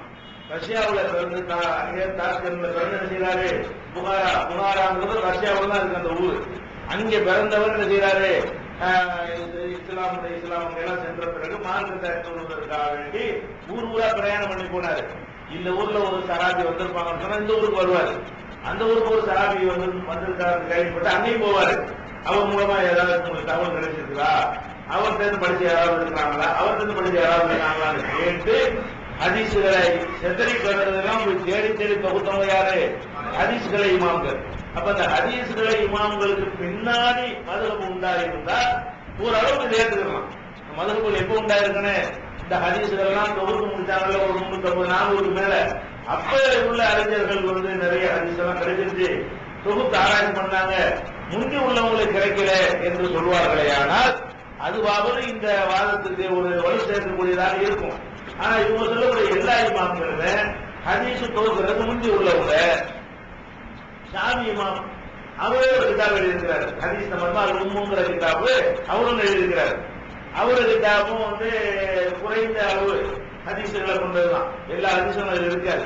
இப்ப நம்ம பாக்குறோமே இவ்வளவு ஹதீஸ்ல 6% கூட புகாரி இமாமுடைய ஷாஃபி இமாமுடைய உம்முங்கிற கிதாபுல இருக்காது. மாலிக் இமாம் கிதாபுல அவ்வளவு ஹதீஸ்கள் இருக்காது. அபு ஹனீஃபா இமாம் கிதாபும் இருக்காது.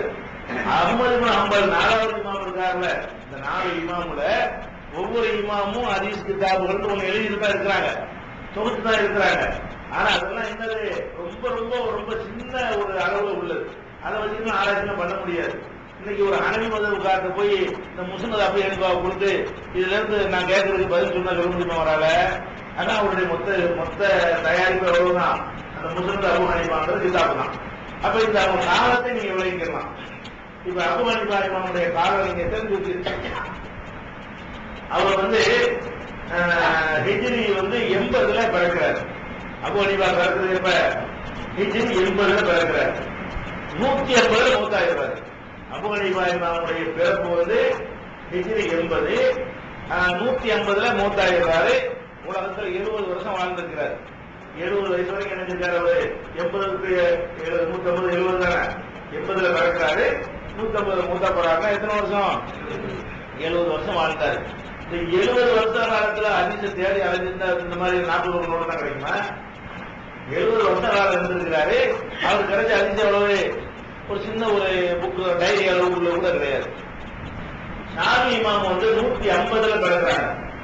அதாவது இவர் மூத்தா போன வருஷம் அவர் பிறக்கிறார். அபு ஹனீஃபா இமாம் எப்ப மரணிக்கிறாரோ ஹிஜ்ரி 150ல, அந்த வருஷம் யார் பிறக்கிறா? ஷாஃபி இமாம் பிறக்கிறாங்க.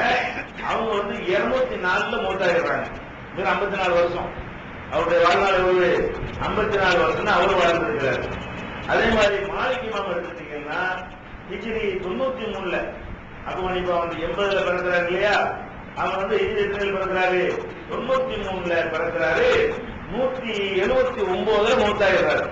93ல பிறந்து 179ல மூத்தாகிறாரு. 86 வயசு, 86 வருடங்கள் அவர் உலகத்தில் வாழ்ந்திருக்கிறார். அஹ்மது இப்னு ஹம்பல் எடுத்துட்டீங்கன்னா 164ல அவங்க பிறக்கிறாங்க. 241ல மூத்தாகிறாங்க. 164ல பிறந்து 241ல மூத்தாகிறாங்க. அது 77 ஆண்டுகள் இந்த உலகத்தில் நினைச்சிருக்காங்க, வாழ்ந்திருக்கிறாங்க. இது ஒரு தகவலுக்கு நீங்க வச்சுக்கிறீங்க. இந்த அபு ஹனீஃபா இமாமை தவிர மற்ற 3 இமாம்கள் எடுத்துக்கிட்டீங்கன்னா அவங்களுக்கு ஒரு சங்கிலி தொடர் இருக்கிறது. என்ன சங்கிலி தொடர்னா, இந்த மாலிக் இமாம் இருக்காங்க இல்லையா, அவங்களுடைய மாணவர்கள் ஒரு மாணவர் தான் ஷாஃபி இமாம். மாலிக் இமாம் ஒரு இமாம் இருந்தார் இல்லையா, அவருடைய மாணவர்கள பல மாணவர்கள் இருந்தாங்க. அது ஒரு மாணவர் தான் யாரு? ஷாஃபி இமாம். இந்த ஷாஃபி இமாமுடைய பல மாணவர்கள் ஒரு மாணவர் தான் அஹ்மது இப்னு ஹம்பல், 4வது இமாம். மாலிக் இமாமுடைய மாணவர் ஷாஃபி, ஷாஃபியுடைய மாணவர் யாரு? ஹம்பல் இமாம். ஹம்பல் இமாம்ங்கிறாங்கல்ல, 4வது மதம் சொல்றாங்க இல்லையா, அவர் யாருக்கு படிச்சவரு? ஷாஃபி இமாம்கிட்ட படித்த மாணவர் தான். அபு ஹனீஃபா இமாமுக்கு இந்த தொடர்பு கிடையாது. அவர் ஒரு தனி, அவருடைய மாணவர்கள் யார் இந்த மாதிரி இந்த லிஸ்ட்ல வரல. அப்ப இந்த 3 இமாம்களை வச்சு நம்ம பார்த்தோம்னு சொன்னா, மாலிக் இமாமே நிறைய ஒரு புக்கை தொகுத்தான இருக்கிறாரு. அவர் சொல்றது பெரிய அறிஞர் தான் கரெக்டா இருக்குன்னு சொன்னா, அவர்கிட்ட படிச்ச மாணவர் மாற்றுகிறத உண்டாக்குவாரா? அவர்கிட்ட படிச்சவர் தான் ஷாஃபி இமாமு. நம்ம உஸ்தாத் வழியில போய் கொண்டு போனாரா? அவர் உழைச்சிட்டு வந்தார். அவர்கிட்ட தப்பு வரலாம். அவர் கிடைச்ச ஹதீஸை வச்சு அவர் சொல்லி இருக்கிறாரு. நமக்கு அதை விட கூடுதலா கிடைக்கும் போது நம்ம ஏன் மாலிக் இமாம் பின்பற்றணும்னு சொல்லி, அப்ப மாணவர்களாலேயே இந்த மதுஹப் உண்டாகி இருக்கும் பொழுது, அவங்க பேர்ல உண்டாகி இருக்கும் பொழுது என்ன விளங்குகிறது? அந்த மதுஹபுடைய இமாம்களை இந்த கொள்கையில் இல்லை, எங்களை பின்பற்றணும் அப்படிங்கிற ஒரு கொள்கை இல்லைன்னு வருது. அதே மாதிரி ஷாஃபி இமாம்கிட்ட படிச்ச அஹ்மது இப்னு ஹம்பல் என்ன பண்றாங்க? அவங்களும் ஒரு மதுஹப அவங்க எதிர்த்து, மதுஹப எதனால உண்டாகுதுன்னா எதிர்த்து சொன்னா மதுஹபாகும். அதையே சொன்னா மதுஹபன் ஆகியிருக்காரு. மதுஹபன் அவங்க உண்டாகல. அதாவது ஷாஃபி இமாம் சொன்னதுக்கு எதிராக இவர் பல கருத்துக்களை சொல்லும் பொழுது இவருக்கு ஒரு கூட்டம் உண்டாகி போயிடும். அப்படிதான் உண்டாச்சு. அதே கருத்து சொன்னாருன்னா இவரு கூட்டம் உண்டாகாது. இவர் கொஞ்சம் மாற்றி சொன்னதுனால இவருக்கு ஒரு கூட்டம் உண்டாகுது. அப்ப இந்த மாதிரி 3 இமாம்களும் மாணவர்களாக இருந்தும் கூட ஒருவருக்கு ஒருவர் மாற்றமாக இணைஞ்சிருக்கிறாங்க. தீர்ப்பளித்துக் கொண்டு தனித்தனி நாட்கள் அவங்க போயிருக்கிறாங்க. எதனால போனாங்க? இந்த மாலிக் இமாம் கிடைச்ச அடிப்படையில் அவர் பண்ணியிருக்கிறாரு. அதோட கூட எங்களுக்கு கிடைச்சிருக்கு. மாலிக் இமாம ஷாஃபி கூட சொன்னது கிடையாது. மாலிக் இமாம் எங்க உஸ்தாதோட கூட போயிட்டா இருந்தாரு அப்படிலாம் சொன்னது கிடையாது. அவருக்கு கிடைச்சதை வச்சு அவர் சொன்னார். ஆனா இவருக்கு அதோட கூடுதலா கிடைக்குமே நாங்க அதை ஏற்றுக்க மாட்டோம், ஹதீஸை தான் ஏற்றுக்கோண்டாரு. அதே மாதிரி ஷாஃபி இமாமா அஹ்மது இப்னு ஹம்பல் ரொம்ப மதிப்பாங்க உஸ்தாத. மதிக்கிறது வேற, அது ஏற்றுக்கிறது அவசியம் கிடையாது. அவருக்கு வழியா வச்சு எங்களுக்கு அதோட ஹதீஸ் தர முடியும்னு அஹ்மது இப்னு ஹம்பலும் ஹதீஸை தரத்தாரு. அவர் ஹதீஸ் தான் இன்னைக்கு இருக்கிற பிரபலியமான அந்த 9 கிதாபுகள்ல அதான் பெரிய கிதாப். புகாரியை விட என்னது, புகாரி ஒரு 7000 ஹதீஸுக்குள்ள இருக்குன்னு சொன்னா அஹ்மது 30,000 ஹதீஸ் இருக்கு. 4 புகாரிக்கு சமம். முஸ்னத் அஹ்மது இப்னு ஹம்பல் சொல்றது இல்லையா, அஹ்மது இமாம் தொகுத்த முஸ்னத் அஹ்மது என்பது புகாரியுள்ள ஹதீஸின் எண்ணிக்கை போல 4 மடங்கு உள்ளது. பெரிய புக் அது. அப்ப அவருடைய மாணவர் தான் வந்து புகாரி இமாம். ஆனா என்ன கரெக்டா ஃபில்டர் பண்ணல அவரு. இந்த புகாரி இமாம் மாதிரி வட்டி கட்டி அந்த மாதிரி செய்யாம ஒரு சரியான ஹதீஸ் தவறான ஹதீஸும் கலந்ததாக அவருடைய ஒரு நூலில் இடம்பெற்றிருக்கிறது. இப்ப இந்த 4 இமாம்ல ஹதீஸுக்கு ஓரளவுக்கு மெனக்கெட்டு தேர்ந்தவங்க எழுதுட்டீங்கன்னா இந்த அஹ்மது ஹம்பல் இமாம தான் செய்ய முடியும், சொல்ல முடியும். பரவலா அவர் பயணப்பட்டிருக்கிறாரு, பரவலா தேடி இருக்கிறாரு, நிறைய பகுதியில் உள்ள ஆட்களுடைய ஹதீஸ்கள் அவருக்கு கிடைத்திருக்கிறது. அந்த வகையில் அவர் செஞ்சிருக்கிறார். இப்ப நம்ம என்ன பார்க்கிறோம், இந்த இமாம்கள் காலத்துல ஹதீஸ் எல்லாம் தொகுக்கப்பட்டுங்கிறாங்க. தொகுக்கப்பட்டதுனாலதான் நாங்க இமாம பின்பற்றோம். சஹாபாக்கள் காலத்துல தொகுக்கப்படலை என்று சொன்னா 2 பொய் அதுல இருந்து வளைக்கணும். ஒண்ணு, தொகுக்கப்பட்டதா சொல்வது பொய், தொகுக்கப்பட கிடையாது. ஹதீஸ் எல்லாம் செய்யப்படல. 4 இமாம்கள் காலத்துல வந்து கொஞ்சம் டெவலப்பா சொல்லிக்கணும். அதாவது சஹாபாக்கள் காலத்தை விட கொஞ்சம் பரவாயில்ல. சஹாபிகளுக்கு கிடைச்சது வந்து ஒரு 2 ஹதீஸ் கிடைச்சா இவருக்கு 5 ஹதீஸ் கிடைச்சு சொல்லிக்கலாம். அவ்வளவுதான். தவிர நம்மள 100 ஹதீஸ் கிடைக்கிறது இருக்கிறோம். நம்ம 100% ஹதீஸ்கள் கிடைக்கிற காலத்தில் நம்ம வாழ்ந்து கொண்டிருக்கிறோம். அப்ப இந்த வார்த்தை வச்சாங்கன்னு சொன்னா மதஹப் இல்லைன்னு நிறுவனமாகும். அப்ப ஹதீஸ்கள் கிடைப்பதற்கு ஏற்றவாறு தான் முடிவு செய்ய வேண்டும், கிடைத்ததற்கு ஏற்றவாறு தான் ஆய்வுகள் அமையும். குறைவாக கிடைத்தவர்களை நிறைவாக கிடைத்தவர்கள் எப்படி பின்பற்றுவது? அவங்களுக்கு குறைவாக தரம் கிடைச்சிருக்குது, நமக்கு அதோட கூட கிடைச்சிருக்குது, அவங்க வேணா நம்மளை பின்பற்றலாம். இந்த காலத்துல இல்ல அவங்க வேணா நம்மளை பின்பற்ற அளவுக்கு நம்மள்ட்ட இருக்கு தேடக்கூடிய வாய்ப்புகள் அதிகமா இருக்கிறத விட நம்ம அவங்களை பின்பற்ற அளவுக்கு என்ன அவங்களோட சரக்கு எங்க அதிகமா இருந்துச்சு? சரக்கு இல்லையே. இதான யதார்த்தமான ஒரு விஷயம். இருந்தாலும் இஷ்டப்படுத்துங்க. என்னென்ன கிதாபு இந்த 4 தவிர ஹதீஸ் சம்பந்தமாக இந்த 4 இமாம்களுக்கு உள்ள கிதாபு வரல. இதை தவிர என்னென்ன கிதாபுகள் அபு ஹனீஃபா தொகுத்த புக்கெல்லாம் காட்டு, அல்ல அபு ஹனீஃபா காலத்தில் தொகுக்கப்பட்டிருந்த புக்குகள் இருந்தா அந்த பட்டியலை காட்டுங்க. ஒரு பட்டியலுமே இல்லை. அப்ப இந்த வாரத்தை வைக்குவாங்க. ஏன் பின்பற்றுவது என்ன செய்வாங்க? இந்த ஒரு வாரத்தை வைப்பார்கள். இது எந்த வகையில் ஏற்றுக்கொள்ள முடியாத ஒரு வாதம், பொய்யான வாதம், மதுரவு தேவையில்லை என்பதற்கு தான் உதவக்கூடிய வாதம். உங்களுடைய இந்த பதில் வந்து எதை காட்டுது? மதுரவு தேவையில்லை, ஹதீஸ் தொகுக்கப்படாத காரணத்தினால மதுரப்புகள் அவசியம் இல்லைன்னு சொல்லிடணும். 2 விஷயமாச்சா. 3வது என்ன தெரியுமா? இந்த மதுரப்புக்காரர்களுடைய விஷயத்தை நீங்க தெரிந்து கொள்ள வேண்டியது. சரி, அப்படி ஒரு பேச்சு வச்சுக்கிறோம். அந்த சஹாபாக்கள் காலத்தில் தொகுக்கப்படல. இந்த 4 இமாம்கள் காலத்துலதான் தொகுக்கப்பட்டுச்சுன்னு வச்சுக்கிடுவோம். அப்படின்னா 4 இமாம் தான் பின்பற்றணும். ஆனா பின்பற்றுவது 4 இமாமையா கிடையாது. அது அடுத்த போயிருந்தது பேருதான் அபு ஹனீஃபான்னு சொல்லிக்குவாங்களே தவிர இந்த ஹனபி மதுஹப் சொல்வதற்கும் அந்த அபு ஹனீஃபா இமாமுக்கும் எந்த விதமான சம்பந்தமே இருக்காது. ஷாஃபி மதுஹப்னு சொல்லிக் கொள்வார்கள். ஆனா ஷாஃபி இமாமுடைய கருத்தை அவங்க ஃபத்வா கொடுப்பாங்க கிடையாது. மலர்ந்தாக்கள் போனீங்கன்னா அபு ஹனீஃபாவுடைய எந்த கிதாபாவது பாடத்தில் வச்சிருப்பாங்களா? பாடத்துல கிடையாது. எங்க பாடு கேட்டா அவர் கிதாபு இல்லை என அழிச்சுட்டாங்க எதிரிகள். வேறு அபு ஹனீஃபா இருக்கிறாங்க. ஒரு ஆளுடைய கிதாபே இல்லைன்னா அவர் பெரிய ஆராய்ச்சியை வந்து எப்படி முடிவு பண்றது? ஒரு ஆளுடைய ஆராய்ச்சியை நம்ம ஆய்வு செய்யறதா இருந்தா அவர் காலத்துல வாழ்ந்திருந்தா என்ன செய்யலாம்? அதை வச்சு தெரிந்து கொள்ளலாம். அல்லது அந்த காலத்துல வீடியோ ஆடியோ ரெக்கார்ட் பண்ணி வச்சிருந்தா என்ன செய்யலாம்? தெரிந்து கொள்ளலாம். ஆராய்ச்சி பண்ணியிருக்காருன்னு அதுவும் இல்லை. அவர் எழுதியாவது ஏதாவது விட்டுட்டு போயிருந்தாருன்னு அதை பார்த்துட்டு ஆராய்ச்சி பண்ணியிருக்காரு அப்படின்னு சொல்லலாம். அவருடைய ஆராய்ச்சி எங்கன்னு அபு ஹனீஃபா இமாம் பெரிய ஆராய்ச்சியாளர்னு சொல்றீங்க. அவர் செஞ்ச ஆராய்ச்சியெல்லாம் எங்க? எதிரிகள் அழிச்சுட்டாங்கன்னா ஏற்றுக்கிற மாதிரியா இருக்கு. இவர் தான் அழிக்கிற இடத்துல இவர் தான் இருந்தார். அபு ஹனீஃபா இமாம் தான் ஆட்சியையும் அதிகாரத்திலையும் அந்த பக்தாத் நகரத்தை உருவாக்கக்கூடிய பொறுப்புலையும் இருந்தவர் யாரு? Abu Hanifa. அவர் வேண்டாம் மற்றவங்க கிதாப் அழிக்க முடியுமே தவிர அவர் கிதாப் என்ன செய்ய முடியாது, யாருமே அழிக்க முடியாது. அவர் கிதாப்லாம் இது பண்ணிட்டு இருக்கல. கொஞ்சம் வாதம் பண்ணக்கூடிய திறமை உள்ளவராக இருந்தாரு. அரசாங்க பொறுப்புல இருந்ததுனால அரசாங்க பொறுப்புல உள்ளவர்களை புகழ்ந்து சில பேர் என்ன செய்வாங்க, ஆவான்னு சொல்லக்கூடிய ஒரு வழக்கம். பக்தாத் நகரத்தை அவர் தான் நிர்மாணிச்சார். பக்தாத்ங்கிறாங்களே அந்த நகரத்தை உண்டாக்குனது யாரு? அபு ஹனீஃபா இமாம் தலைமையில தான் அந்த அன்றைய ஆட்சியாளர்கள் பொறுப்பு ஒப்படைச்சாங்க. அதனால ஒரு ஃபேமஸ். அதனால என்னவாயிருச்சு, அவர் ஒரு ஃபேமஸ் ஆகி போயிட்டார். தவிர அவருடைய ஆய்வுகளை பார்த்து புக்குகளை பார்த்து இவ்வளவு அழகா சிந்தித்து இருக்கிறார் இந்த மாதிரி அவருக்கு பேர் கிடைச்சி சும்மா உண்டாக்குறது. சில தலைவர்கள் என்ன செய்வாங்க, அது மாதிரி உண்டாக்குவார்கள். அது மாதிரி அவருடைய மாணவர்கள் சொல்லக்கூடிய அபு யூசுப் முகமது இவங்கெல்லாம் நினைச்சாங்கன்னா சுப்ரீம் கோர்ட் ஜட்ஜா ஆக்கப்பட்டார்கள். அபு ஹனீஃபாவுக்கு பிறகு அபு யூசுப் என்ன பண்றாரு, அந்த இஸ்லாமிய அரசாங்கத்தில் சுப்ரீம் கோர்ட் ஜட்ஜி யாரு? அபு யூசுப். அவர் என்ன பண்ணுவாரு, அவருடைய குருநாதரோட புகழ்ற மாதிரி அவர் என்ன செய்வாரு. அந்த மாதிரி அப்படித்தான் இந்த மக்கள்கிட்ட இவங்களுக்கு ஒரு வந்ததை தவிர சிறிய மக்கள்கிட்ட ஒரு பிரச்சாரம் பண்ணி சிறிய பயங்கரமான கருத்துக்களை வைத்து வாதங்களை பண்ணி அதன் மூலமாக மக்கள் இடம் பிடிச்சாருன்னா இல்ல கவர்மெண்ட் வச்சுக்கிட்டு அவங்க சுப்ரீம் கோர்ட் ஜட்ஜா இருந்தா அவர் எப்படி தீர்ப்பளிப்பாரு இந்த மாதிரி தான் அபோனிவார் சொன்னார்னு சொல்லுவார். அண்ணா அபோனிவார் பெரிய ஆளா போயிடுவார். எந்த தீர்ப்பு போடுறதுனால யார் மேல போட்டுக்கிறாரு அபு யூசுப்ங்கிறவரு அவரு ஜட்ஜா இருக்கிறாரு.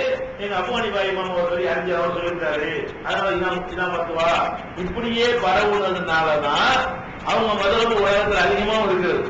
அந்த தாக்கத்தில் உள்ளவர்கள் தான் நாடு பிடிக்க வந்து வந்தாங்க. 3000 எல்லாமே இருக்குது. எல்லாமே என்னவாகுது அந்த அரசாங்கத்தினுடைய ஜட்ஜாக சுப்ரீம் கோர்ட் ஜட்ஜாக அவர் அபு யூசுப் அவருடைய நேரடி மாணவர் நியமிக்கப்பட்டதன் காரணமாகவும் அதைத் தொடர்ந்து அவரை தொடர்ந்து வந்தவர்கள் அதே பதவிகளில் நீடித்துக் கொண்டிருந்த காரணத்தினாலேயே அரசாங்கத்திலேயே அது வந்து அரசாங்க கொள்கையா மாறிவிட்டது. ஒரு அரசாங்கம் நினைச்சுன்னா அது எல்லாத்தையும் செஞ்சிடலாம்ல.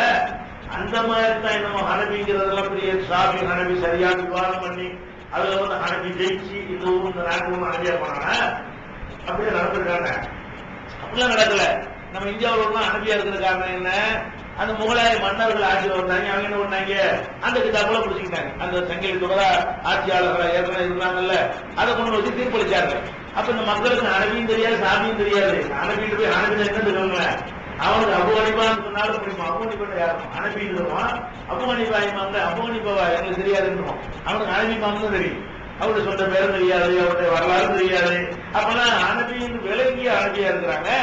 இல்ல சொல்லி கொடுக்கப்பட்ட ஹனபி நீங்களா ஹனபி நம்மளாம் ஹனபி அவருக்கு மட்டும்தான் இவங்களுக்கு தெரியுமே தவிர ஆராய்ச்சி பண்ணி இந்த மதரபுகள்லாம் என்ன செய்யல மக்கள்கிட்ட வர கிடையாது. அப்ப அதனால நம்ம என்ன செய்யறோம்னா இப்ப ஹனபி மதரபுடைய கித்தாபுகள் என்று சில கித்தாபுகளை மதரசாவோட சொல்லிக் கொடுப்பாங்க. இன்றைக்கே ஒரு விஷயம் கூடுமா கூடாதா அப்படின்னு கேட்டீங்கன்னா கூடும்னு சொன்னாலும் கூடாதுன்னு சொன்னாலும் ஆதாரத்தை எல்லாம் காட்டுவாங்க. துருள் முத்தாரு, தத்துல் முத்தாரு, சிதாயா, ஷரபுல்காயா, ஆலம்கீரி, கன்சு, நூறுலாது, புதூரி இதெல்லாம் மதரசாக்கள் ஓதி கொடுக்கப்படுவதும் பத்துவாவுக்கு சொல்லப்படக்கூடிய கிதாபுகளுமா இருக்கிறது. இதெல்லாம் எழுதப்பட்டு 400 வருஷம் ஆகுது. இவங்க எந்த கிதாப ஹனபி மதருக்கு ஆதாரம் காட்டுறாங்களோ இது எழுதப்பட்ட எவ்வளவு நாள் ஆகுது 400 வருஷம். அப்ப 400 வருஷத்துக்கு முந்தைய அபு ஹனீஃபா வந்தாரா? அபு ஹனீஃபா வந்து 1400 வருஷத்துக்கு முந்தினவரு. இடையில 1000 வருஷமா உள்ள கிதாபெல்லாம் காணா. அபு ஹனீஃபா காலத்துல இருந்து 1000 வருஷத்துக்கு முந்தினா எங்க அபு ஹனீஃபா எழுதுறது எங்க அவருடைய மாணவர்கள் எழுதுறது ஏன் காணா? பத்துவாவில் காணா. மாணவருக்கு மாணவர் எழுதுன கிதாபுனா எங்க போயிடுச்சு? அது 400 வருஷத்துக்கு முந்தைய இந்த முகலாயர்கள் காலத்துல எழுதுனாங்களே இந்தியாவை முஸ்லிம் மன்னர்கள் ஆட்சி பண்ணும்போது எழுதப்பட்ட கிதாபுக்கு எல்லாம் மேட் இன் இந்தியாவில் அவ்வளவு ஹனபி கிதாபுகள் ஹனபி கிதாபுகள் அப்படி பேர் என்னது அதோட எல்லாம் இங்க இந்தியாவில் தயாரிக்கப்பட்டதான தவிர இந்தியாவுக்கு இருக்காது எங்க வேணா தயாரிக்கலாம். அபு ஹனீஃபாவுக்கு சம்பந்தம் இல்லைங்கிறதா சொல்ல வர. அபு ஹனீஃபாவுனா அது மேட் இன் கூப்பான்ல இருக்குன்னு கூப்பாக்காரதான் அவரு அங்கிருந்து தயாரிக்கப்பட வேண்டும். அங்கு உள்ளவர்களால் எழுதப்பட்டிருக்க வேண்டும். அந்த காலத்திலேயோ அதை ஒட்டியோ எழுதப்பட வேண்டும். அந்த காலத்தில் உள்ள புக்கும் இல்லை இது. அந்த ஒட்டி உள்ள அடுத்தடுத்த காலத்தில் உள்ளதும் இல்ல. 1000 வருஷம் ஓடி போகுது. அபு ஹனீஃபா மூத்தா போய் 1000 வருஷத்துக்கு இது ஒன்று எழுதி வச்சுக்கிட்டு இதுதான் அபு ஹனீஃபா கிதாபுன்னா இதுக்கு எப்படி சங்கிலி தொடர் இருக்கு? இதுதான் அபு ஹனீஃபா சொன்னாரு. எப்படி நீங்க ப்ரூவ் பண்ணுவீங்க? அடுத்தடுத்த தலைமுறை ப்ரூவ் பண்ண முடியும். நான் சொன்னதை எனக்கு அடுத்த தலைமுறை உள்ளவங்க ப்ரூவ் பண்ண முடியும். என் தகப்பனார் சொன்னதை நான் வந்து என்ன செய்யலாம் ப்ரூவ் பண்ணலாம். என்னுடைய 74 தலைமுறைக்கு முந்தி ஒருத்தர் சொன்னார் நான் இப்ப சொன்ன நீங்க ஏற்றுக்கிறீங்களா? அவரு சொன்ன உனக்கு பத்தி கேட்க மாட்டீங்களா? அதான் நடந்துருக்கு. ஹதீஸ்ல அப்படி சங்கிலி தொடர் பார்த்துட்டு இருக்கிறவன் அது பெற்றா அபு ஹனீஃபா சொன்னாருங்கிற நம்பிக்கை இயலாது. அபு ஹனீஃபாவுடைய கருத்து அந்த புக்கில் எழுதிருக்குன்னு சொல்ல முடியாது. இவங்க மனிதனுடைய ஒரு சைக்காலஜி என்ன தெரியுமா? அவங்க ஏதாவது கருத்து சொன்னா கூட மக்கள்கிட்ட ஈடுபடுறதா இருந்தா வேற நாள் ஒரு பேரை சொல்லி பாருங்க எனத்தையா சொல்லிவிட்டு ஏத்துக்கிற மாட்டான்னு தெரியும் வைங்களேன். இப்படித்தான் அப்துல் காதர் ஜீலானி சொன்னாருன்னு தலையாட்டுவோம். இந்த கருத்தை வர மாட்டான். நீங்க ஒரு கருத்தை புதுசா நீங்களா கற்பனை பண்ணி அது ஒரு ஏற்றுக்கிறாள் ஒரு அலட்சியான ஒரு கருத்து இருக்குன்னு வைங்க அதை சொல்வதாக இருந்தால் நீங்களா சொன்னா உங்களை அடிப்பான். அப்துல் காதர் ஜீலானி சொன்னாருன்னா அப்படியா கருத்தை சொல்லியிருப்பாரு அப்படின்னு சொன்னா இல்லையா? அப்ப யார் ஃபேமஸா இருக்கிறாங்களோ அவங்க பேர்ல அழுத்து கொண்டிருக்கிறது மனிதனுடைய ஒரு சைக்காலஜி அப்படி இருக்கிறது. அதை பயன்படுத்தி கொண்டுதான் இவங்க பார்த்தாங்க நம்ம இஷ்டத்துக்கு என்னதான் பண்றதா இருந்தா ஃபேமஸான ஒரு ஆள் வேணும். யார் ரொம்ப ஃபேமஸா இருக்காரு இந்த ஆட்சி அதிகாரத்தில் இருக்கிறதுனால இந்த ஹனபி இந்த அவங்க ஃபேமஸா இருக்கிறாங்க அவங்க பேர் பயன்படுத்திக்கிறோம். இப்படித்தான் என்ன வந்தது இந்த மதுஹபுகள் வந்து ஹனபி மதுஹபுகள் வந்து அதிகமா இருக்கிறாங்க. உலகத்தில் உள்ளது அதிகமான பேர் யாருன்னா ஹனபிகள் தான். இப்ப இந்தியாவுல உலகத்தில் அதிக முஸ்லீம்கள் இந்தியாவில் இருக்கிறோம். 22 கோடி பேர் இன்னைக்கு இருக்கிறோம்னா 20 கோடி அனுப்பியிருக்கோம். 20 கோடி இருப்பான் இந்தியாவில் இருக்க 22 கோடியில 21 கோடி கூட இருப்பான் அனுப்பி இருப்பான். 1 கோடி தான் என்னவா இருப்பான், மற்ற எல்லாருமா இருப்பான். ஆங்கிலதீஸ் ஷாப்பினா எவ்வளவுதான் இருப்பான், அவ்வளவுதான் இருப்பான். இப்ப தமிழ்நாடு இருக்கு, கேரளாவில் இருக்கு, இந்தியாவில் எங்கேயும் இல்லை. இந்த ஷாப்பி இருக்குல்ல, குஜராத் இல்லையா, குஜராத்ல ஒண்ணு இருக்கா, குஜராத்தில் இருக்க வாய்ப்பு இல்லையா, ஷாப்பி இருக்காங்களா, அது கரெக்ட் ஓரத்தில் இருப்பாங்க. அப்படின்னா ஒரு 2 கோடி தான் கழிக்கலாம். மொத்தமா கழிச்சா அப்ப 20 கோடிக்கு என்னவா இருக்கலாம், அனதியா இருக்கலாம். இங்க உள்ள 20 கோடி மட்டும் இல்ல, பாகிஸ்தான் உள்ள 50 பேர் என்னவா இருக்காங்க, இந்தியாவில் சேர்ந்தாங்க இருந்துச்சு. அதுவும் முகலாய மன்னர்கள் தான் ஆட்சியில் இருந்தாங்க. அங்க ஒரு 10 கோடி இருந்தா அவனும் அனதியா தான் இருக்கிறான். பங்களாதேஷ் இருக்குது, அதுவும் பாகிஸ்தான்ல சேர்ந்தா இருந்துச்சு. அதுல ஒரு 8 கோடி பேர் இருப்பான். அவன் என்ன தான் இருக்கிறான், அவன் அனதியா தான் இருக்கிறான். இதே மாதிரி ஆப்கானிஸ்தானுக்கு போங்க, அவன் யாரா தான் இருக்கிறான், அந்த அரபு இல்லாத முஸ்லீம் நாடுகளில் இருக்கிற முஸ்லீம்கள்லாம் யாரா இருக்கிறாங்க, அனதியா இருக்கிறாங்க. இலங்கையில கொஞ்சம் சாவி இருக்கிறாங்க, மலேசியாவில் சாவி இருக்கிறாங்க. அது மாதிரி கேரளாவில் எல்லாருமே சாபியா இருக்கிறாங்க. தமிழ்நாட்டில் ஒரு 5% என்னவா இருக்கும், சாபியா இருக்கும். தமிழ்நாடு முஸ்லீம்கள் இல்ல, ஜனத்தொகையில் 5 இல்ல, தமிழ்நாட்டில் உள்ள முஸ்லீம் ஜனத்தொகையில் ஒரு 5% என்னவா இருக்கும், இந்த கடற்கரை ஓரத்தில் இருப்பாங்கல்ல, காயல்பட்டினம், அதெல்லாம் மாவட்டம், கோயம்புத்தூர், பட்டம் மாவட்டத்தில் அவங்க உள்ள இருப்பாங்க, சாபிகள் இருப்பாங்க. இவ்வளவுதான் இருக்கணும். அது மாதிரி இருக்கிறாங்க. ஒரு அகலதீஸ் இருக்காங்கல்ல, இந்த மாதிரி கொஞ்சம் பேர் இருக்காங்க. பாக்கி எல்லாம் அனுப்பியா தான் இருக்கிறாங்க. அது காரணம் என்னன்னா, ஆட்சி அதிகாரம் இருந்தது, நீதித்துறை அவங்க இருந்தாங்க. அவங்க அந்த அபு ஹனீஃபாவுக்கு அவங்க விளம்பரம் கொடுத்தார்கள், ஃபேமஸ் ஆக்கினார்கள். அவர்கிட்ட ஒரு கிதாபு இல்லாமல் இருந்து கூட அவர்கிட்ட இருந்த அதிகாரத்தின் காரணமாக என்னஞ்சாங்க, அவருக்கு பெரிய ஒரு புகழ் மாலை எல்லாம் சூட்டினாங்க. அதனாலேயே அபு ஹனீஃபாவுக்கு பிந்தி வந்த காலத்தில் உள்ளவர்கள்லாம் அபு ஹனீஃபா கடுமையான விமர்சனத்துக்கு நினைச்சிருக்காங்க, உட்படுத்தி இருக்கிறார்கள். பயங்கரமான 72 கூட்டத்தில் உங்களுக்கு சொல்லியிருக்கோம். 72 கூட்டத்தினர் தலைப்புள்ள கடைசி செய்தியை பார்த்தீங்கன்னா அபு ஹனீஃபா இமாமை பத்தி எவ்வளவு கடுமையான விமர்சனங்கள்லாம் பண்ணிருக்காங்க. அப்ப இது எதுக்குன்னு வழங்கிற மக்கள்கிட்ட பிரபலியமானதை வச்சுட்டு தான் முதலெடுத்து பார்க்கிறாங்களே தவிர சிந்தனை அடிப்படையிலேயோ ஒரு கருத்து அழகான கருத்து சொல்லிவிட்டாரு என்ற ஒரு அடிப்படையில் இது உருவாக்கப்பட்டது கிடையாது. அப்ப அந்த மதுஹபுகளுக்கு இமாம்களுக்கு சம்பந்தம் இல்லைங்கிற 3வது கருத்து. மதுஹபு இமாம்கள் விஷயத்துல 3 விஷயம் சொல்லியிருக்கோம். ஒண்ணு அவங்க காலத்துக்கு தொகுக்கப்படுத்திக்கிறாங்கல்ல, தொகுக்கப்பட்டது காரணமாக இருந்தால் இந்த காலத்துல என்ன மதுஹப் தேவையில்லைன்னு சொல்லணும், அதை விட சிறப்பா தொகுக்கப்பட்டிருக்கு ஒண்ணு. 2வது தொகுக்கப்பட்டாலும் இருந்ததான்னு கேட்டா அதுவும் இல்லை, 2வது பாயிண்ட். 3வது சரி அப்படி தொகுக்கப்பட்டே இருக்கணும், அவங்களுக்கு இந்த மதுவுக்கு சம்பந்தம் இல்லை. இப்ப ஷாபி மதுரை கூட்டு சொல்லி மதரசாவில் பாடம் நடத்துறாங்க. ஷாபி இமாமே ஒரு கிதாப் எழுதியிருக்கிறார், அது உம்முங்கிற பேர்ல. அது ஏன் பாடங்கள் இல்ல, ஷாபி மதரசான்னு வச்சிருக்கிறாங்க. ஷாபி இமாம் கைப்படவே நினைச்சிருக்காரு, எழுதியிருக்கிறாரு. அந்த கிதாபை எந்த ஒரு ஷாபி மதரசாவிலையாவது பாடமாக வச்சிருக்கிறாங்களா, பத்துவா அதுல இருந்து கொடுப்பாங்களா, இல்ல. பத்துல் மொழின்னு ஒரு கிதாப்ல இருந்து கொடுப்பாங்க. அது எழுதினவர் ஒரு 200 வருஷத்துக்கு முன்னாடி ஒரு கேரளாக்காரர் ஜெயினுத்தீன் மலபாரி. மலபாரிக்கு பேர்ல உங்களுக்கு மலபார்னா என்ன கேரளா, அவர் பேர ஜெயினுத்தீன் மலபாரி. ஜெயினுத்தீன் மலபாரிங்கிறவர் எழுதின கிதாபு தான் ஷாபி மதப்புக்கு அத்தா இருக்குன்னா, அப்ப 200 வருஷத்துக்கு முன்னாடிதான் ஷாபி இமாம் பிறந்தாங்களா? இந்த ஜெயினுத்தீன் மலபாரிக்கு ஷாபிக்கு என்ன சம்பந்தம்? அப்ப இந்த மாதிரி கிதாபுகளை எதுக்கு சொல்றாங்கன்னா, ஷாபிங்கிற பேரை பயன்படுத்திக்கிறது, இஷ்டத்துக்கும் நடிக்கிறது. இவங்களா சொன்னா ஏற்படாது. அதுதான் என்ன செய்யறது, அதுதான் ஷாபி இமாமுடைய கருத்து. நாங்க ஷாபி இமாம் எப்படி எங்க இருந்து இருக்கிற கருத்துன்னா, ஒரு உதாரணத்துக்கு சொல்றாங்க. இப்ப ஷாபி மதத்துடைய எல்லா கிதாபுகளையும் என்ன எழுதி வச்சுக்கிறாங்கன்னா, ஜும்மாவுக்கு 2 பாகம் எழுதி வச்சுக்கிறாங்க. ஷாபி இமாம் அவர் கிதாபுல 1 பாகம் சொல்றாரு.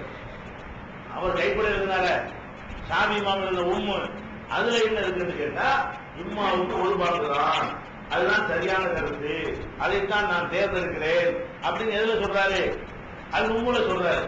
அப்ப ஷாபி இமாம் சொன்னதை பார்த்து கொண்டே இவங்க என்ன செய்யறாங்க, 2 பாங்கு உள்ளது அது சுன்னத்து, அது உஸ்மான் இல்லாம நம்ம கற்றுக்கிற சுன்னத்து எழுதி வச்சுக்கிறாங்க. இது ஷாபி மதவாகும்.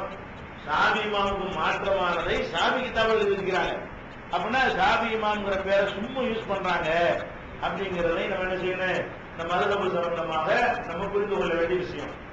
அடுத்ததாக இந்த மதுஹப்புக்காரர்கள் 3 வாரம் தெரிஞ்சுக்கிறீங்களா, மதுஹப் தவறு என்பதற்கு அந்த காலத்துல அவங்க நியாயப்படுத்துவதற்கு ஹதீஸ் துவக்கப்பட்டதுனால அவங்க நல்லா சிந்திச்சாங்கன்னு சொல்றாங்களே, அதுல 2 பொய் இருக்கிறது. 3 பொய் தான். அது தொகுக்கப்படவும் இல்லை, அவரை பின்பற்றவும் இல்லை. அதுக்கு பிறகு தான் தொகுக்கப்பட்டிருக்கிறது. அது உண்மையாக இருந்தால் அது தேவையில்லைங்கிற கருத்து தான் வரும். மதுகபு தேவையில்லைன்னு வரும். அது ஒண்ணாச்சா. அடுத்து என்ன, ஒரு அந்த மதுகபை நியாயப்படுத்துறவங்க வாரம் வைப்பாங்கன்னு கேட்டா, குரான் எல்லாம் வந்து நம்ம எல்லாம் விளங்க முடியுமா? குரான் என்ன சாதாரண இதாக நினைச்சிட்டு இருக்கிறீங்க? அதெல்லாம் சாதாரண மக்களுக்கு என்ன செய்யாது, விளங்காது. விளக்குறதுக்குன்னு தனியான ஒரு தகுதிலாம் இருக்கிறது. நீங்க போய் குரானை போய் பார்த்து மக்களை வழிநடத்த சொன்னீங்கன்னா அவன் படிச்சுட்டு உன்னோட கொண்டு விளங்கிடுவான். அது விளங்குவதற்குன்னு தனியா என்ன இருக்குது, அதுக்கு ஆற்றல் திறமைகள்லாம் இருக்க வேண்டும். குரான் வந்து அவ்வளவு லேசில் விளங்குகிற ஒன்று கிடையாது. அவங்க என்ன சொல்லுவாங்க, குரான்ங்கிறது லேசாக விளங்காது, ரொம்ப கஷ்டம். அதனால கஷ்டமான ஒரு விஷயத்தை என்ன செய்யக்கூடாது, நம்ம பின்பற்ற போனா குழம்பிடுவோம். கஷ்டமா விளங்குவதற்கு கஷ்டமா, திருக்குறளுக்கு நீங்க போய் வியாக்கியானம் கொடுக்க போனா என்ன ஆகும், ஆளாளுக்கு ஒன்று சொல்லுவீங்களா இல்லையா? அது திருக்குறள் நமக்கு விளங்குமா? விளங்காது. சாதாரண ஒரு புத்தகம் வந்தா தினத்தந்தி விளங்கும், எது விளங்காது? திருக்குறள் விளங்காது. ஏன்னா அது விளங்காத முறையில் ஒரு கடமையாக அது இருக்கிறது. இவங்க என்ன பண்றாங்கன்னு கேட்டா, குரான் வந்து எவ்வளவு இலக்கிய தரமா இருக்கிறது, இலக்கிய தரமான ஒரு நூலை எல்லாம் எல்லாரும் வழங்கிட முடியுமா? அதனால சாதாரண மக்கள் என்ன செய்யக்கூடாது, குரான் பக்கம் போயிடக்கூடாது, ஒதுக்கிடலாமே தவிர அது நமக்கு கரெக்டா வழங்க இயலாது. என்ன சொல்றது என்பது செய்ய முடியாது, கரெக்டா வழங்க இயலாது அப்படின்ற ஒரு வாதத்தை கொண்டாந்து வைக்கிறாங்க. இது ரொம்ப டேஞ்சரான ஒரு வாதம். குரான் வந்து விளங்காதுன்னா என்ன அர்த்தம்? பயங்கரமான வாதம். என்ன வாதம்? அல்லாஹ் வந்து விளங்குறதுக்கு தந்திருக்கான். அவன் சொல்லி விளங்கல என்று சொன்னா அல்லாஹ்வுக்கு விளக்க தெரியலன்னு அர்த்தம். என்ன அர்த்தம்? அது அவன் விளங்குவதற்கு நான் தந்திருக்கேன். ஆனா நம்ம வந்து விளங்கல. என்ன அர்த்தம்? அவனுக்கு விளக்க தெரியல. அப்போ நீங்க தான் விளக்குறாரு, சாப்பினா விளக்குறாரு, இறைவனுக்கு என்ன செய்யல, விளக்க தெரியல அப்படின்னு ஆகுது. அப்ப முதல்ல நம்ம என்ன விளங்கணும்னு கேட்டா, குரான் வந்து எந்த ஒரு இடத்துலயாவது இதை விளங்குவது கஷ்டம் என்ற கருத்தை நேரடியாகவோ மறைமுகமாகவோ சொல்லுதா? ஒட்டுமொத்த குரான் எந்த இடத்துலயாவது குரான்ங்கிறது விளங்க ரொம்ப பயங்கரமான ஒரு விஷயம், அதெல்லாம் சாதாரணமான வழங்கிக்குள்ள இயலாது அப்படிங்கிற மாதிரி குரான்ல எங்கேயாவது இருக்குதான்னா இல்லவே இல்லை. அதுக்கு மாற்றமா இருக்கு. எப்படி எல்லாம் இருக்குது மாற்றமா அப்படின்னு பாத்தீங்கன்னா, அல்லாஹ் சொல்லி காட்டுறான், இன்னமா எஸ்ஸர்னாஹு லிசானிக்க, உன்னுடைய மொழியில ரசூலுல்லாஹ் பார்த்து சொல்றான், உன்னுடைய மொழியில அரபு மொழியில இதை வந்து நம்ம நினைஞ்சிருக்கிறோம், லேசா ஆக்கியிருக்கிறோம். எஸ்ஸர் என்ன அர்த்தம்? லேசா ஆக்கியிருக்கிறோம். யுந்திரபிகள் முத்தகீன, பஷிரபிகள் முத்தகீன ஒரு துந்திரபிகள் கொண்டுட்டா, இரையச்சம் உடையவர்களுக்கு நற்செய்தி சொல்வதற்காகவும் முரண்டு பிடிக்கக்கூடியவர்களுக்கு எச்சரிக்கை செய்வதற்காகவும் உன்னுடைய பாஷையில இந்த குரானை நம்ம லேசா ஆக்கியிருக்கிறோம். லேசா ஆக்கியிருக்கிறோம் என்ன அர்த்தம்? விளங்குறது இலகு, அவ்வளவு கஷ்டமானதெல்லாம் கிடையாது விளங்குறதுக்கு, சாதாரணமாக. அதான் குரானுடைய அற்புதமே. குரானுடைய அற்புதமே என்ன? எந்த அளவுக்கு இலக்கியமாக ஒரு நூல் இருக்கிறதோ அந்த அளவுக்கு மக்களுக்கு விளங்காது. பொதுவாக ஒரு இலக்கியமான ஒரு தரத்துல ஒரு நூல் இருந்தால் அது என்ன செய்யாது, அவன் நடைமுறையில் உள்ள வார்த்தையில போட மாட்டான். அவன் திறமையை காட்டுறதுக்காக வேண்டி ரொம்ப அரிதாக யூஸ் பண்ணக்கூடிய அகராதியில போய் தேடி தேடி பார்க்கக்கூடிய சொல்ல போட்டான்னா அவர் மேதல் ஒத்துக்குருவாங்க. நீங்க நானும் பேசுற பேச்சுல ஒரு மூளை இருந்தான்னு வைங்க, இது எங்களுக்கு தெரியாதான்னு. அப்ப அது ஒரு மேதைத்தனம் எப்ப கிடைக்கும்? புரிய கஷ்டமா இருந்தா தான் அது மேதைத்தனம். இப்ப திருக்குறளையே நம்ம வந்து பெரிய பெரிய மேதைன்னு அவர் ஒதுக்குறாங்க, நமக்கு புரியலங்கிறதுனால. எதனால மேதையாக்கிறவரு? சாதாரண மக்களுக்கு புரியலன்னா மேதையாடுவாரு, அது பண்டிதர்களுக்கு தான் புரியும். கம்பராமாயணத்தை எதுக்கு வர பெரிய தமிழ் மேதைங்கிறாங்க, கம்பனை எதுக்கு தமிழ் மேதைங்கிறாங்களா இல்லையா? அவர் தமிழுக்கு ஒரு வந்து கம்பன் வீட்டு கட்டு தெரியும் கழிப்பாடுலாம் சொல்றாங்க இல்லையா? அந்த மாதிரி அவனை எதுக்கு புகழ்ந்து சொல்லிடுறாங்கன்னு கேட்டா நமக்கு வழங்க மாட்டேங்குது. கம்பராமாயணத்தை படித்தா என்ன மாட்டேங்குது? நம்ம தாய்மொழி தமிழ் தான், அவன் தமிழ்ல தான் எழுதியிருக்கான், அந்த தமிழ் நமக்கு வழங்க மாட்டேங்குது. திருக்குறள் தமிழ்ல தான் இருக்குங்கிறான், நமக்கு என்ன செய்ய மாட்டேங்குது? அப்படி நேரடியா பார்த்தா வழங்க மாட்டேங்குது. வெங்கிய அர்த்தத்தை மனப்பாடம் பண்ணா அந்த ஒரு ரெண்டு பொருளுக்கு அர்த்தம் தெரியும், அதை வச்சே தெரிஞ்சிருக்காது. எவனா விளக்கிருப்பான், அதை வச்சுக்கிட்டு இதை பாக்குறது, அதனால விளங்குமே தவிர புதுசா ஒரு பொருளுக்கு விளங்க நமக்கு விளங்கவே விளங்காது. அப்ப இதை வச்சு என்ன செய்யறாங்கன்னா, குரான் வந்து இந்த மாதிரி வந்து இலக்கிய தரமாக வந்தது. ஏதோ சாதாரண ஒரு நடையில் எழுதப்பட்ட புத்தகம் நினைக்காதீங்க. அதை பார்த்து அரபிகள்லாம் மூக்குல வரல வச்சான், புரியுமா எழுத முடியும். அந்த மாதிரி தரத்தில் இருக்கும் பொழுது அது எப்படி எல்லாத்துக்கும் வழங்க? அது யாருக்கு தான் வழங்க? பண்டிதர்களுக்கெல்லாம் விளங்கும். வாதம் விளங்குது அவங்களுக்கு. எதனால அது விளங்காதுன்னா அதனுடைய தரம் சவால் விடுதல இந்த மாதிரி கொண்டு வர பார்ப்போம். அந்த மாதிரி சவால் விடுற தரத்துல இருக்கிறதெல்லாம் பாமரனுக்கு பொதுவாக விளங்குவது கிடையாது. ஆனால் குர்ஆனுடைய சிறப்பை என்ன, அது உயர்ந்த தரத்தில் இருந்து கொண்டே பாமரனுக்கு விளங்குதுன்னா அது சிறப்பு. அது உண்மைதான். வேற வேற நூல்களுக்கு சரியாக இருக்கலாம், மனிதனுடைய நூல்களுக்கு சரியாக இருக்கலாம். அல்லாஹ் என்ன செய்யறாங்க, உயர்ந்த தரத்திலையும் வைத்து விளங்குறதை செஞ்சிருக்கிறான், லேசாக்கி இருக்கிறான். அதுதான் அதனுடைய சிறப்பே. அதுதான் அதுக்கு என்ன ஆதாரம் கேட்டா, இப்ப ரசூல் ஸல்லல்லாஹு அலைஹி வஸல்லம் காலத்துல அபூஜஹல் மாதிரி பண்டிதர்கள்லாம் இருந்தாங்க. அவங்களுக்கு விளங்க காணும். குர்ஆன் யாருக்கு விளங்கல? அபூஜஹலுக்கு விளங்கல. ஆனா பிலாலுக்கு விளங்குது. அவர் என்ன அரபியா, தாய்மொழி அரபியாவது. அவர் அபிசீனியாவிலிருந்து பிடித்து வரப்பட்ட ஒரு அடிமை. வேலைக்கு வந்த வகையில இந்த பேச்சு வழக்குல கொஞ்சம் அரபு மொழிய தெரிந்து கொண்டவர். அவருக்கு விளங்குகிறது, அம்மாருக்கு விளங்குது, யாசிருக்கு விளங்குது, அவருடைய மனைவி சுமையாவுக்கு விளங்குகிறது. இந்த மாதிரியான ஒரு அரபு மொழியில விற்பனர்களா இல்லாம சாதாரண ஒரு அடித்தட்டு மக்களா இருந்தாங்களே, பேச மட்டுமே தெரியுமே, உண்மைகள் எல்லாம் சொல்லிக்காரு. இந்த சமுதாயத்துக்கு என்ன பேர் சொல்றாங்களா, உண்மைகளை என்ன, எழுதவும் படிக்கவும் தெரியாது. எழுதவும் படிக்க தெரியாத அந்த மக்கள்கிட்ட போய் இது சொன்ன உடனே விளங்காம ஏற்றுக்கிட்டாங்க. எந்த அளவுக்கு விளங்குச்சுன்னா, இந்த அபூஜஹல் கூட்டம் எல்லாம் என்ன சொன்னார்கள், போயிடாது அதுல பஞ்ச வச்சுக்க சொன்னாங்களா இல்லையா? லா தஸ்மூ லிஹாதல் குர்ஆன், இந்த குர்ஆனை கேட்டுக்கூடாதீங்க, கேட்டீங்கன்னா என்ன வாயினு உங்களை அவரு மயக்கிடுவாரு அப்படின்னு சொல்லி ரசூல் ஸல்லல்லாஹு அலைஹி வஸல்லம் குர்ஆனை கேட்காதீங்கன்னு சொன்னாங்க. அப்ப விளங்காட்டி ஏன் கேட்காதீங்க, நம்ம கேட்டுவாடா விளங்க வரும்போது அது விளங்கலன்னு வைக்கிறேன். குர்ஆனை போய் கேட்டா என்ன மாற்றம் ஏற்படும்? விளங்காட்டி நம்மளும் கேட்க சொல்லலாம்ல. நமக்கு புரியாத பாஷையில ஒரு என்ன செய்யறான், என்னத்தையோ மாற்றத்துக்கு விரோதமானது பேசலாம், யாருக்கும் புரியாது. நீங்களும் கேட்ட வைக்கிறீங்களா? கேட்டு நல்லா போய் கேட்டுவா, சத்தமா விளங்குனது சத்தம் விளங்குனது. அதுல மெசேஜ் என்ன மாதிரி விளங்குவா செய்யும். அது சுகைப்புக்கு விளங்குறது, அம்மாவுக்கு விளங்குகிறது, அபூதல் ரிபாரிக்கு விளங்குகிறது. இப்படி ரொம்பவும் அடித்தட்டு சாமானிய மக்களா இருந்தாங்களே, அந்த மாதிரியான மக்கள் விளங்கித்தானே இந்த மார்க்கத்துக்கு வந்தாங்க. அப்ப விளங்காத குர்ஆனை எழுதி அந்நிய நாட்டு மன்னர்கள் அனுப்பி வச்சாங்க. விளங்க போய் தான் எழுதி அனுப்புனாங்க, ஆயத்தை எழுதி அனுப்புனாங்களே, இஸ்லாத்துக்கு பல அழைப்பு கொடுத்தாங்களே. விளங்காட்டியா, விளங்காத ஒரு விஷயத்தையா எழுதி அனுப்புவாங்க.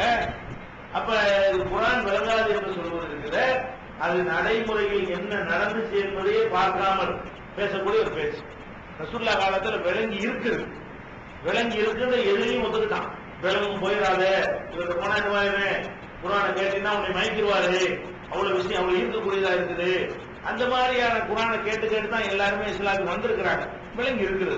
சாதாரண மக்களுக்கு என்ன செய்யும், குர்ஆன் விளங்கும் என்பதுதான் யதார்த்தமான விஷயம்.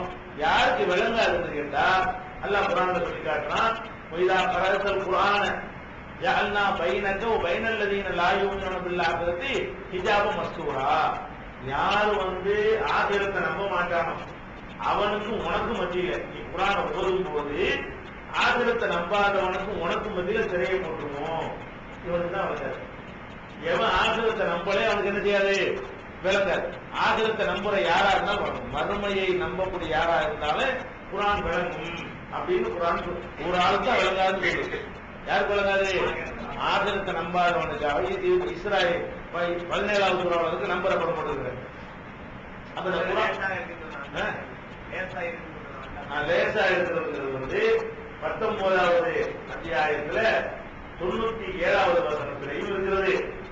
44வது அத்தியாயத்துல 58வது இதே கருத்து, ஒரே கருத்து தான். 58வது வசனத்திலையும் இருக்கிறது. உன்னுடைய மொழியில் இந்த குர்ஆனை நம்ம லேசாக்கி இருக்கிறோம் அப்படின்றாரு.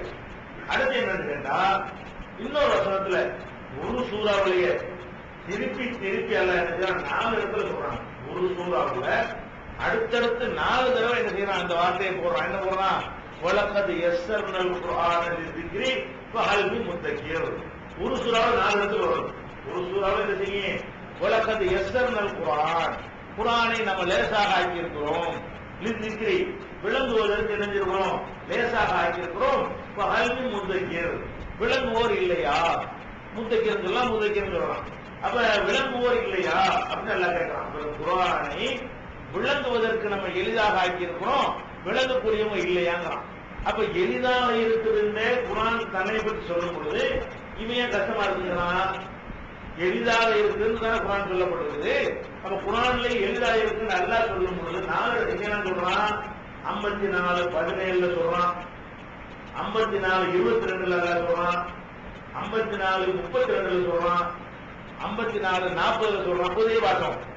இவங்க கூட என்ன பண்றாங்க? எஸ்என்எல் குர்ஆன் புக் கூட கொண்டு வைக்கிறாங்க. எஸ்என்எல் குர்ஆன் அழிப்பது குர்ஆன் லேசானது காட்டுறாங்க. விற்கிறதுக்காக வேண்டி என்னது எஸ்என்எல் குர்ஆன் வார்த்தை போட்டு எஸ்என்எல் குர்ஆனை குர்ஆனை லேசாக்கணும்னு இருக்கும். அவ்வளவு தெரிஞ்சு வச்சுட்டு இந்த குர்ஆனை அழிக்க போகிற பிள்ளைகளுக்கு என்ன செய்யறான்? எஸ்என்எல் குர்ஆன் என்ன செய்யறான்? புக்கு போடுறான் பாத்தீங்களா? அப்ப அந்த வார்த்தைக்கு என்ன அர்த்தம்? குர்ஆனை லேசாக்கி இருக்கிறோம், குர்ஆனை இலகுவாக்கி இருக்கிறோம், எளிதாக ஆக்கி இருக்கிறோம், விளங்குவதற்கு எளிதாக ஆக்கி இருக்கிறோம், விளங்குவோர் இல்லையா அப்படின்னு என்ன செய்யறான்? அல்லாஹ் நமக்கு சொல்லி காட்டுறான்.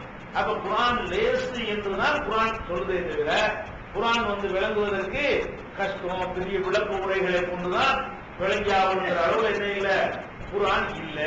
இதை நம்ம இதுல இருந்து விளங்கி கொடுக்கணும். அதே மாதிரி 2வது சூறாவுல 185வது வசனத்தில் அல்லாஹ் என்ன சொல்றான்னா, இந்த ரமலானுடைய சிறப்பை சொல்லும் பொழுது, இந்த ரமலானில் தான் குர்ஆன் அருளப்பட்டது அப்படின்னு சொல்லும் பொழுது, ஹுதல் லின்னாஸ், அந்த குர்ஆன் எப்படிப்பட்டது என்றால் மனித குலத்துக்கு நேர்வழி காட்டும். பையினாத்தி மினல் ஹுதா வல் குர்ஆன், நேர்வழியை தெல்ல தெளிவாக காட்டும், சத்தியத்தையும் அசத்தியத்தையும் பிரித்து காட்டும். இந்த குர்ஆனுடைய சிறப்பு அல்லாஹ் சொல்லி காட்டுறான்.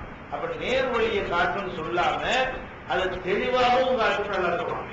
தெளிவா காட்டும்னால என்னவா இல்ல, கஷ்டமா இல்ல, விளங்குறதுக்கு என்னவா இல்ல, சிரமமா இல்ல, உண்மைகளுக்கு விளங்கக்கூடியதாகத்தான் இந்த குர்ஆன் இருந்தது.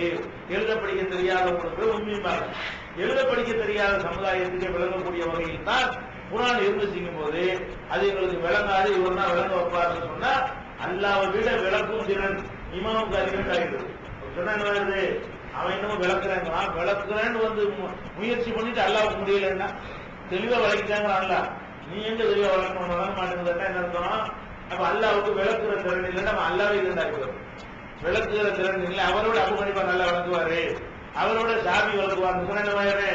அது அல்லாஹ்வை விட அவங்களை பெரிய ஆள் ஆகிற ஒரு குற்றத்துல சேர்ந்து விடும். அதையும் நம்ம பார்க்க வேண்டியிருக்கு. 285 அதே மாதிரி குர்ஆனை சிந்தியுங்கள் அல்லாஹ் சொல்றான். குர்ஆனை சிந்திக்க மாட்டீர்களா? இது அல்லாஹ் அல்லாதவர்கள் வந்திருந்தா முரண்பாடுகள் இருக்கும். முரண்பாடு இருந்தா விளங்குறது கஷ்டமா இருக்கிறாங்க. ஒரு நூல்ல முரண்பாடு இருக்குன்னு வைங்க, அப்பெல்லாம் நம்ம குழம்பி போறதுக்கு வாய்ப்பு இருக்குது. அல்லாஹ் இந்த வசனத்தை குர்ஆன்ல என்ன கேள்வி சொல்றான்? இதுல முரண்பாடு இல்லாதனால இது அல்லாஹ் வந்தது. நல்லா வழங்கிக்க. மனுஷன் முரண்படக்கூடியவன், அல்லாஹ் ஒரு காலத்திலையும் முரண்பட மாட்டான். அப்ப அல்லாஹ் என்ன சொல்றான்னு கேட்டா, அப்பெல்லாம் எந்த பொருள் குர்ஆனை இவர்கள் சிந்திக்க மாட்டார்களா? உலகத்துக்கான மின்னின்றி வயிறில்லாய், இது அல்லாஹ்வை தவிர வேறு யாரிடம் இருந்தாவது வந்திருக்குமே, ஆனால் லவஜதூபி இஸ்லாமன் தெரியா, இதுல நிறைய கருத்து வேறுபாடுகளை பார்த்திருப்பார்கள். இது அல்லாஹ்வை தவிர வேற யாரையாவது வந்திருந்தா நிறைய முரண்பாடுகள் செய்யும் இதுல இருந்திருக்கும். முரண்பாடு இல்ல, முரண்பாடு இல்லைங்கிறனால சிந்திச்சு பாரு. அப்ப இந்த கரடு முரடான விஷயங்களை போய் அனைத்து மக்களையும் சிந்திச்சு பாருன்னு சொல்ல முடியுமா? வேற ஒரு மதத்துடைய வேலைகள்லாம் படிக்காதுன்னு சொல்றான். மறைன்னு சொல்றான், மறைச்சு வச்சுக்கிறாங்க. மறைங்கிறதுக்கு பேரு மக்கள் கண்ணுக்கு போக நினைச்சான், மறைத்து வைத்திருக்கிறான் பாருங்களேன். பொருத்தமா பேர் வச்சிருக்காங்க, அதுக்கு மறைன்னு பேர் வச்சிருக்காங்க. அப்ப அந்த மாதிரி சொல்லக்கூடிய நம்ம என்ன செய்யறோம்? திறன்னு சொல்றோம், அவன் தான் மறைக்க சொல்றான். நம்ம வேலை என்னது? ஓப்பன், எல்லாமே என்னது? மக்களுடைய புகழ் எல்லாத்தையும் சொல்லுங்கிறோம். அந்த அளவுக்கு தெளிவா இருக்கிறதுனால இது விளங்காதுன்னு சொல்வது என்னது? பொய்யான வாதம். அது ஒரு விஷயத்தை விளங்கிறது. இதுக்கு நம்பர் 482. அதே மாதிரி இன்னொரு வசனத்துல எல்லாம் சொல்றான்னு கேட்டா, அப்பெல்லாம் எத்தனை பேரும் குர்ஆன் அம்மாலா குழுவின் அப்பாடுதா, இவங்க குர்ஆனை சிந்திக்க மாட்டார்களா அல்லது உள்ளங்கள்ல கூட்டு தொகுதா? இவங்க உள்ளத்துல கூட்ட கொடுத்துட்டாங்களா? கூட்டு போடதான் வளர்ந்தாரு வளர்ந்து, அதுல குழப்பம் கிடையாது. இவன் கூட்டி வச்சு விளங்க மாட்டேங்கிறான். அல்லாஹ் என்ன சொல்றான்? குர்ஆனை விளங்க மாட்டார்களா அல்லது இவங்களுடைய உள்ளத்தில் கூட்டு தொகுகிறதா? அப்படின்னா என்ன அர்த்தம்?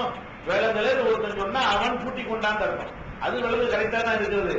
அவன் ஏற்றுக்கொள்வதற்கு தான் அவன் தயாரா இல்லைங்கிறத 47வது அத்தியாயத்துல 24வது வசனத்தில் எல்லாம் சொல்லி காட்டுறான். அப்ப குர்ஆன் விளங்க லேசானது என்பதை பல வசனங்களில் உதாரணத்தை நம்ம குறைவா சொல்லியிருக்கிறோம். நம்ம குர்ஆன் தமிழாக்கத்தில் எடுத்துக்கிட்டோம்னா குர்ஆன் விளங்க எளிதானதுங்கிற தலைப்புல இருந்தா அவ்வளவு வசனங்கள் போட்டிருக்கோம். குர்ஆன் வழங்குவதற்கும் லேசானது என்பதற்கு இன்னும் அதிகமான வசனங்கள் இருக்கு. சான்றிற்கு போதும் அதையே சொல்லிட்டு இருக்க முடியாது. ஆனால் குர்ஆன் விளங்காது என்று சொல்வது அல்லாஹ்வின் மீது சொல்லக்கூடிய, அல்லாஹ்வை இழிவு செய்யக்கூடிய ஒரு மோசமான வாதம். இன்னும் சொல்ல போனா குர்ஆன் விளங்காதுன்னு சொல்றாங்க. நான் புரிய பாருங்க, குர்ஆன் விளங்காதுன்னு சொல்லக்கூடியவன் இன்னைக்கு குர்ஆனுக்கு தமிழாக்கம் போட்டிருக்கான்.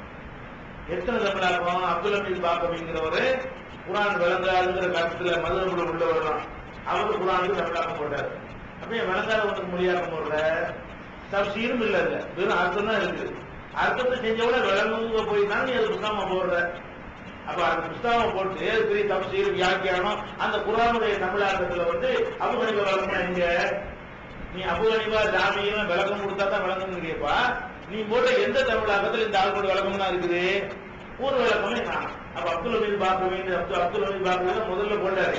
நம்ம முஸ்லீம் லீக் தலைவர் இருக்காரு, அப்துல் சமத் இருந்தார்ல, அவருடைய தகப்பனார் அப்துல் ஹமீத் பாக்கவி முதல்ல போட்டாரு. அதுக்கப்புறம் என்ன, ஜான் ட்ரஸ்ட்ல ஒரு தர்ஜுமா போட்டாங்க. அது இந்த அப்துல் வஹாப் பாக்கவி, இந்த நிஜாமுத்தீன் இவங்க எல்லாம் 3-4 பேர் சேர்ந்து செஞ்சாங்க. அது மொழிபெயர்த்தாங்க. இவங்க எல்லாம் குர்ஆன் விளங்கான்னு சொல்லிட்டு இருந்தவங்க.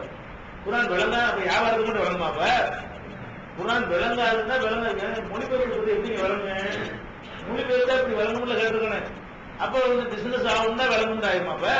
அப்படின்னா இவங்க என்ன பண்ணிருக்கணும்? குர்ஆனை நாங்க மொழிபெயர்க்க முடியாது, மொழிபெயர்த்த அர்த்தம் தான் விளக்கம் தான் கிடைக்காது, இமாமுடைய விளக்கம்னா அதை இருந்தா தான் விளங்க முடியும், நாங்க அர்த்தம் செய்ய மாட்டோம் சொல்லணுமா இல்லையா? அப்புறம் இப்ப நிஜாமுத்தீன் புரசவாதத்தில் இருக்காரு, மதுரப நியாயப்படுத்திக்கிட்டு குர்ஆன் விளங்கான்னு சொல்லி தெரிகிறாரு. அவரும் ஒரு தர்ஜுமா போட்டார். புரசவாத நிஜாமுத்தீன் இருக்கிறாரு, அவரும் ஒரு தர்ஜுமா ஒன்று போட்டிருக்காரு. அதுவும் என்ன இருக்கு? அர்த்தம் தான் இருக்குது. அப்படி விளங்கப்ப நீ ஒரு வசனத்தையாவது போட்டு இது விளங்காது குறிச்சிருக்காரா? அப்ப என்ன செய்யணும்? குர்ஆனை எடுத்துக்கொண்டு ஒரு லேசான அர்த்தம் செஞ்சுட்டு விளங்காத வசனம்னா இது விளங்குவதற்குரிய வசனம் இல்ல, இது விளங்கிக் கொள்ள இயலாதுன்னு தான் குறிப்பிடணுமா இல்லையா? எந்த ஒரு வசனத்துக்காவது இது விளங்காது போட்டுருக்காங்களா? எந்த தமிழாக்கத்தை எடுத்துக்கிறீங்க, ஆங்கில ஆக்கத்தை எடுத்துக்கிறீங்க, உருது ஆக்கத்தை எடுத்துக்கிறீங்க, எல்லா மொழியிலையும் குர்ஆன் மொழிபெயர்த்திருக்காங்கல்ல. உருதுல ஏன் 30-40 மொழிபெயர்ப்பு வந்திருக்கு? ஏன் மொழிபெயர்த்தப்ப அதை பெரிய பெரிய பாக்கியாது இந்த மாதிரி பெரிய பெரிய தேவைப்பட்டதெல்லாம் சப்போர்ட் அது மதிப்புற சிறப்பாக மொழிபெயர்த்திருக்கிறார்கள். அப்புறம் அனைவரும் சேர்ந்து அதுதான் இருக்கும். ஒத்த மொழிபெயர்த்தாங்க வராது. ஒத்த மொழிபெயர்த்ததுக்கு அம்புட்டு நிறுவனங்களே என்ன செய்யுது? மதிப்புற வேலை கொடுக்குறாங்க. மதிப்புற கொடுத்தா என்ன இருக்கும்? வளர்ந்து இருக்கும். அப்ப ஏன் மொழிபெயர்க்கிறீங்க? அப்ப உருதுலையும் மொழிபெயர்ப்பு போடுறீங்க, ஆங்கிலத்திலையும் போடுறீங்க, மலையாளத்திலையும் போடுறீங்க, போடுற விளங்கான்னு சொல்றீங்க. விளங்கான்னு சொல்லி கெவஞ்சி இருக்குது. என்னங்கிற விளங்கா அதே உறுதியா இருக்கணுமா இல்லையா? குர்ஆன் விளங்காதுங்க, குர்ஆன் தமிழாக்கம் அதெல்லாம் செய்யக்கூடாது, தெரியாதுங்க எங்களுக்கு. நாங்க விளங்குறோம், நாங்க மொழி இருக்கலாம். நீங்க நம்மளுக்கு கேட்க முடியாது. நம்ம விளங்குகிறோமே, நம்ம தான் அர்த்தம் செஞ்சா விளங்கி இருக்கிறோமே. விளங்கிருங்கிற கருத்து உள்ளவங்க நம்ம போட்டு நம்ம கேள்வி கேட்கலாது. நீ தான் விளங்காதுங்கிற, விளங்குறதும் போட்டு போயிடலாம். விளங்காதுன்னு போயிடு. விளங்காதுன்னு ஒரு பக்கம் சொல்லிட்டு வியாபாரத்துக்கு விளங்குறாங்க. அதே மாதிரி போய் பள்ளியாசல் வசூல் பண்றாங்க. எதுக்கு வசூல் பண்றான்? குர்ஆன் வசந்த வார்த்தை வசூல் பண்றான். யார் அல்லாஹ்வுடைய பாதையில் செலவழிக்கிறார்களோ 1க்கு 100ஆக 200ஆக நான் தருவான் அள்ளி கொடுங்கன்னு கேட்கறீங்க. வசூலுக்கு மட்டும் குர்ஆன் விளங்கணும். அப்ப இந்த வசூலுக்கு மட்டும் கரெக்டா அந்த குர்ஆனை பொறுக்கி எடுத்து கலெக்ஷன் பண்றதுக்குள்ள வசனமா பொறுக்கி என்ன செய்வாங்க? அது மட்டும் செய்றீங்க. அது குர்ஆன் வசனத்தை வாசி தானே மக்கள் பயங்காட்டி வசூல் பண்றீங்க. அப்ப அது மட்டும் விளங்குதுல. அப்ப இது ஒரு லாபகரமான விஷயங்கள் வந்தால் விளங்கும். மக்கள் நேர் வழிபடுற மேட்ச் வந்தா விளங்காத என்ன அர்த்தம்? வேணும்னு செய்யறாங்க விளங்கலையா? மார்க்கத்துக்கு யுத்தம் கொடுக்கிறார்கள். மார்க்கத்துக்கு எதிராக என்ன செய்யறாங்க? இவங்க போர் கொடுக்கிறார்கள் என்பதை என்ன செய்யறோம்? இதுல இருந்து விளங்கிக் கொள்கிறோம். இது ஒரு மேட்ரு. அடுத்து என்னன்னு கேட்டா ஒரு விஷயம் இருக்குது. அப்ப குர்ஆன் எல்லாம் நம்மள கேட்பான், நீங்க சொன்னீங்கன்னு ஒரு வசனத்தை எடுத்து கொடுத்து இது வழக்கம் சொல்லுவாங்க. அப்படி உண்மையில வழக்கம் தெரியாத இருக்கும். ஏன் நேரடி அர்த்தத்தை வச்சு பார்ப்பதை விட அது முன்பின் எப்ப இறங்குச்சு, அந்த வரலாறு என்ன, அது மாற்றப்பட்டது, இதெல்லாம் தெரிஞ்சாதான் என்ன செய்ய முடியும்? சில வசனங்கள், பல வசனங்கள் சொன்னோன்னு விளங்கிக் கொள்ளும். சில வசனங்களை பொறுத்த வரைக்கும் அது இன்னைக்கு நடைமுறையில கூட இருக்காது, மாற்றப்பட்டிருக்கும். அவன் என்ன செய்வான்? அது மூலம் இதன்படி செய்யலான்னு கேட்பான். நம்ம என்ன செய்வோம்? முழிப்போம். நமக்கு தெரியாதுல, பொதுவாக கேட்கும் தெரியாத விஷயங்கள் இருக்கும். அதை வைத்து ஒண்ணு என்ன செய்வான்? சில விளங்கல ஆதாரம் காட்டுறது. விளங்குறது என்ன ஆதாரம் காட்டுவான்? விளங்கும்னா என்ன அர்த்தம்னா உலகத்தில் உள்ள அத்தனை பேருக்கு விளங்குற அர்த்தம். உலகத்தில் உள்ள அத்தனை பேருக்கு ஆலிம் சார்கள் கத்திர வேணுமா சொல்லு. ஆலிம் சாப்பிட பேர் கொண்டு வா. நான் என்ற கேள்வி அனைவரையும் பதில் சொல்ல சொல்ல முடியுமா? அனைத்தும் விளங்கும், அனைவருக்கும் விளங்கும் நாங்க சொல்லல. எவன் விளங்க முயற்சி பண்றானோ விளங்குவதற்கு ஒவ்வொன்றையும் விளங்குவதற்கு அது அதுக்குரிய காரணங்களை தேடினா தான் வழங்கும். குரானுக்கு மட்டும் கிடையாது. ஒரு வரலாற்று புக்கு விளங்குறதா இருந்தா கூட அதுக்குரிய என்ன செய்யணும்? ஷேக்ஸ்பியர்னு சொன்னாருன்னா ஷேக்ஸ்பியர்னா யாருன்னு தெரிஞ்சாதான் நமக்கு அதுக்கு விளங்கு. அப்ப என்ன செய்யணும்? ஷேக்ஸ்பியர் வந்தவன அவன் ஷேக்ஸ்பியர்னா யாரு என்னன்னு என்ன செய்யணும்? தேடி கலெக்ட் பண்ணி வச்சுக்கணும். அப்பதான் அது விளங்கும். அந்த வார்த்தையில என்ன வளர்ந்தா ஷேக்ஸ்பியர்னு ஒருத்தர் சொல்லியிருக்காங்க வளர்ந்தே தவிர அவன் யாரு என்னங்கிறது அதுல வழங்காது. அதுல சொல்லல, சொன்னதான் வழங்குமே தவிர சொல்லாத விளங்குறாங்க தேடிதான் போகணும். இப்ப உதாரணமா விபச்சாரம் செய்த ஆணா இருந்தாலும் பெண்ணா இருந்தாலும் அவங்களுக்கு என்ன செய்யுங்க 100 கசையடி கொடுங்கள் இருக்கிறது. அப்ப 100 கசையடிங்கிறது நம்ம நேரடி அர்த்தத்தை வச்சுக்கிட்டு இதுதான் இஸ்லாத்துக்கு சட்டமானு கேட்போம். நம்ம என்ன செய்வோம்? 2 சட்டம் இருக்கும். கல்யாணம் பண்ணவங்களுக்கு ஒரு சட்டம், பண்ணாதவங்களுக்கு ஒரு சட்டம். கல்யாணம் பண்ணி இந்த மாதிரி விபச்சாரம் பண்ணா அவங்களுக்கு மரண தண்டனை கொடுக்கணும். கல்யாணம் பண்ணாம இந்த மாதிரி பண்ணா அவங்களுக்கு என்ன செய்யணும்? சவுப்படி கொடுக்கணும். நம்ம அதான் சட்டத்துல இருக்குது. குரானை வச்சு பார்த்தா என்ன இருக்கு? ஒண்ணுதான் இருக்குது. எது இருக்குது? 100 கசையடி கொடுங்கிறது இருக்கே தவிர இந்த கல்லாடி இருந்து கொள்ளுங்கிறது இல்ல, குரான்ல இல்ல. அப்ப என்ன செய்யலாம்? கேட்க பத்திலாம் குரான்ல இருக்கிறது ஒண்ணு, நீங்க வச்சுக்கிற சட்டம் வேற ஒண்ணா இருக்குது, விளங்குமா? அப்ப இதை மட்டும் வச்சு அமல் கொடுக்க தெரியாதுமான்னு கேட்போம். நம்ம என்ன செய்யணும்? அந்த வார்த்தைக்கு அதான் அது விளங்குது இல்ல, சொன்னது விளங்கிடுச்சுல, சொல்லாததான விளங்கல. சொன்னது விளங்கிடுச்சு.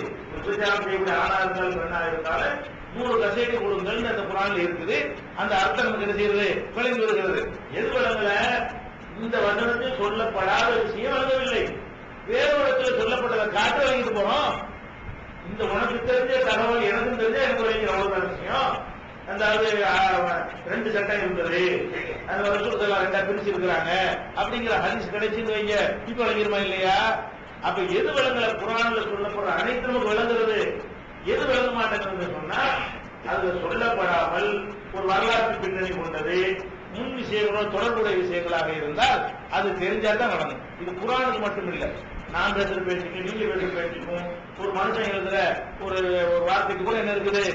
இப்ப உதாரணமா மதிமுக தலைப்பு கொடுப்பா பேப்பர்ல, இதை இன்னைக்கு படிச்சா நமக்கு விளங்கிடும். அதிமுகவில் அல்வம் கொடுத்துட்டாங்க, மதிமுக சீட்டு கொடுக்கல இல்ல, இதுக்கு எப்படி போறான் பேப்பர்ல? மதிமுக போறான். ஒரு 100 வருஷத்துக்கு பிரிஞ்சு ஒருத்தன் இந்த பேப்பரை பார்க்கலாம், மதிமுக அல்வா அவனுக்கு எதாவது வழங்குமா? யாரு வழங்க? இப்ப என்னவெல்லாம் நடந்திருக்கு, சுச்சுவேஷன் இருக்குங்கிறத விளங்குனா இப்ப செய்யும், அதுவும் சேர்ந்து வழங்கணும். உங்களுக்குள்ள கூட்டணி பேச்சுவார்த்தை நடக்கிறது, புறக்கணிச்சு வந்தது, இவன் 10 சீட்டு கேட்டது, இவன் 20 சீட்டு கேட்டது, கடைசியில் பிரிஞ்சு பிரிந்து வரும்போது என்ன செய்யும்? இதெல்லாம் தெரிந்தவனுக்கு தான் இந்த வார்த்தைக்கு என்ன செய்யும்? அர்த்தம் வழங்கும், கரெக்டான வழங்கும். ஆனா மதிமுக வாழ்வாங்கிற சொல்லுக்கு அர்த்தம் எல்லாருக்கும் நினைக்கிறோம். ஆனால் இதனுடைய என்ன மேட்டருக்கு சொல்லப்படுதுன்றது யாருக்கு வழங்க? இந்த காலத்தில் உள்ளவங்க வழங்க. 100 வருஷத்துக்கு முன்னாடி வழங்குறவனா இருந்தா அவன்கிட்ட இந்த பேப்பரை தினத்தந்தியை கொண்டே காட்டுறோம், இது என்னப்பா இருக்குது? மதிமுகங்கிற ஆளுக்கு அல்வா கொடுக்குறாங்க,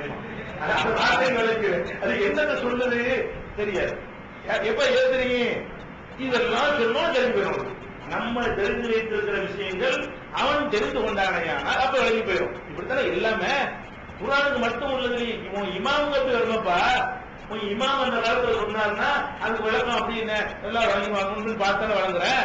நீனே இமாமுடைய கிதாபு இந்த மாதிரி தானே தேடிட்டு இருக்கிற. அவருக்கு ஒரே இடத்துல அம்புட்டு வந்துட போறது இல்லையே. அவர் எந்த இடத்துல சொன்னாரு, எதுக்கு சொன்னாரு தெரியுமான்னு நீங்க தான் தப்சீர் பண்ணிட்டு இருக்கிற. இமாமுடைய வாதத்திற்கு கேட்டோம்னா இமாமு சொன்னாங்கதான், ஏன் சொன்னாங்க தெரியுமா, எந்த சந்தர்ப்பத்தில் சொன்னாங்கன்னு விளக்கம் அதுலயும் முன்ன கேட்கணும். அப்ப இமாமுக்கு விளக்கம் தான் சேர்க்க வேண்டியிருக்கிறது. அதனால என்ன இது இல்ல, விளங்காது என்று சொல்வது இந்த மாதிரி தான் உங்களை கேட்பாரு. சில விஷயங்கள் என்கிட்ட ஒரு தெரிந்து கேட்பாங்க, அந்த வசனம் எனக்கு தெரியாது, அர்த்தம் தெரியும், இது என்ன மேட்டர் சொல்றது என்ன செய்யாது, விளங்காம இருக்கும். இது ஒரு பெரிய மேட்டர் கிடையாது. இது எல்லா நூல்களுக்கும் உள்ளது, எல்லா பேச்சுகளுக்கும் உள்ளது, எல்லா மனுஷனுக்கும் உள்ளது. ஒரு விஷயத்தை சொன்னா சொன்னதான் வழங்குமே தவிர சொல்லாத விஷயங்கள் சிலது இருக்கும். அதெல்லாம் சேரும்போது இந்த அர்த்தம் என்ன செய்யும்? கூடுதல் விளக்கம் கிடைக்கும். கூடுதல் விளக்கங்கள் கிடைப்பதற்கு கூடுதல் பாடுபடணும், கூடுதலா தேடணும். நீ எப்படி தேடி பாடுபட்டு அறிந்து வைத்திருக்கிறாயோ அதை நானும் தேடி பாடுபட்டு அறிந்து கொண்டால் எனக்கும் விளங்கிவிடும். அதான மேட்டர் தவிர விளங்காத அர்த்தம் நீ எதனால இந்த 2 அர்த்தம் இருக்கு, இந்த விபச்சாரத்துக்கு 2 தடவை ஏதோ சொன்னு கேட்கணும். இந்த ஹதீஸ் தான் சொன்னேன், இந்த ஹதீஸ் எனக்கு தெரிஞ்சா நான் தான் சொல்லுவேன். பெரிய மேட்ரு அந்த ஹதீஸ் படிச்சதை சொல்லிவிட்டேன், நான் அந்த ஹதீஸை படிக்கலனால சொல்ல முடியல. இது என்னப்பா இருக்குது? நீனும் சொன்னாதான் வாங்கி இருக்கிற, நானும் சொன்னாதான் வாங்கி இருக்கிறேன். உனக்கு சொன்னது எனக்கு சொன்னா வழங்கிருந்த, உனக்கு சொல்லி தந்ததை எனக்கு சொல்லித்தா இப்ப விளங்கணுமா இல்லையா? அப்ப இந்த மாதிரியான ஒரு வரட்டு வந்து அவங்க பண்ணுவாங்க. மேடையில் இருந்துச்சுவாங்க, ஒரு ஆயத்தை நான் சொல்லணும், உனக்கு விளக்கம் சொல்ல முடியுமா அப்படின்னு கேட்பாங்க. இது எதுக்காக கேட்கறது? விளங்காது நிரூபிக்கணுமா? குரான் விளங்காதுன்னு மக்கள் மத்தியில் நிரூபித்து உங்களை இன்சல்ட் பண்ணணும், மட்டப்படுத்தணுங்கிறதுக்காக வேண்டி இப்படி எல்லாம் கேட்பார்கள். அலிவுலாமிக்கு அர்த்தம் இருக்குதான்னு கேட்பார்கள். அர்த்தம் உனக்கு தெரியுமான்னு இதெல்லாம் வந்து அது சபையில வச்சு எல்லாம் வாங்க முடியல, அலிவுலாமி அர்த்தம் சொல்லு அப்படின்னு நினைச்சுவாங்க, அதை கேட்பாங்க. அப்ப அது எதுக்காக கேட்கறது? அதை வச்சு குரானுக்கு அர்த்தமே இல்லை அப்படிங்கிற மாதிரி காட்டுவதற்காக வந்து கேட்கிறாங்க. ஆமா, முத்தசாமியாருக்கு ஒண்ணு தனியா வரும், அது உங்களுக்கு விளக்கம் சொல்ல.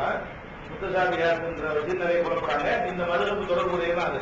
அதையும் நம்ம ஒரு இதா எடுத்துக்கணும். நல்லது கேட்காரு, நாளைக்கு அந்த தலைப்பு நாளைக்கு எடுத்துக்கணும். இது ஒண்ணாச்சா? அடுத்து என்ன செய்வாங்கன்னு கேட்டா, இப்ப நம்ம மதுரமெல்லாம் பின்பற்றுவானாங்கிறோம்ல, நம்ம ஒரு வரலாற்று சொல்லுவோம். வரலாற்றுக்கு எதை ஆதாரமா காட்டுவோம்? இந்த மாதிரி நசை கிட்டாப்ல இருக்குதுன்னு காட்டுவோம். அப்ப நீங்க நசைமா பின்பற்றலாமா? எப்படி நம்ம அந்த கிட்டாப்ல ஹதீஸ்ல ஆதாரம் காட்டினா இது புகாரில் இருக்குன்னு சொல்லுவோமா? அது புகாரிமா பின்பற்றலாமா? நீங்க சாதியமாவ பின்பற்ற கூடாதுங்க, அனதிமா பின்பற்ற கூடாதுங்க.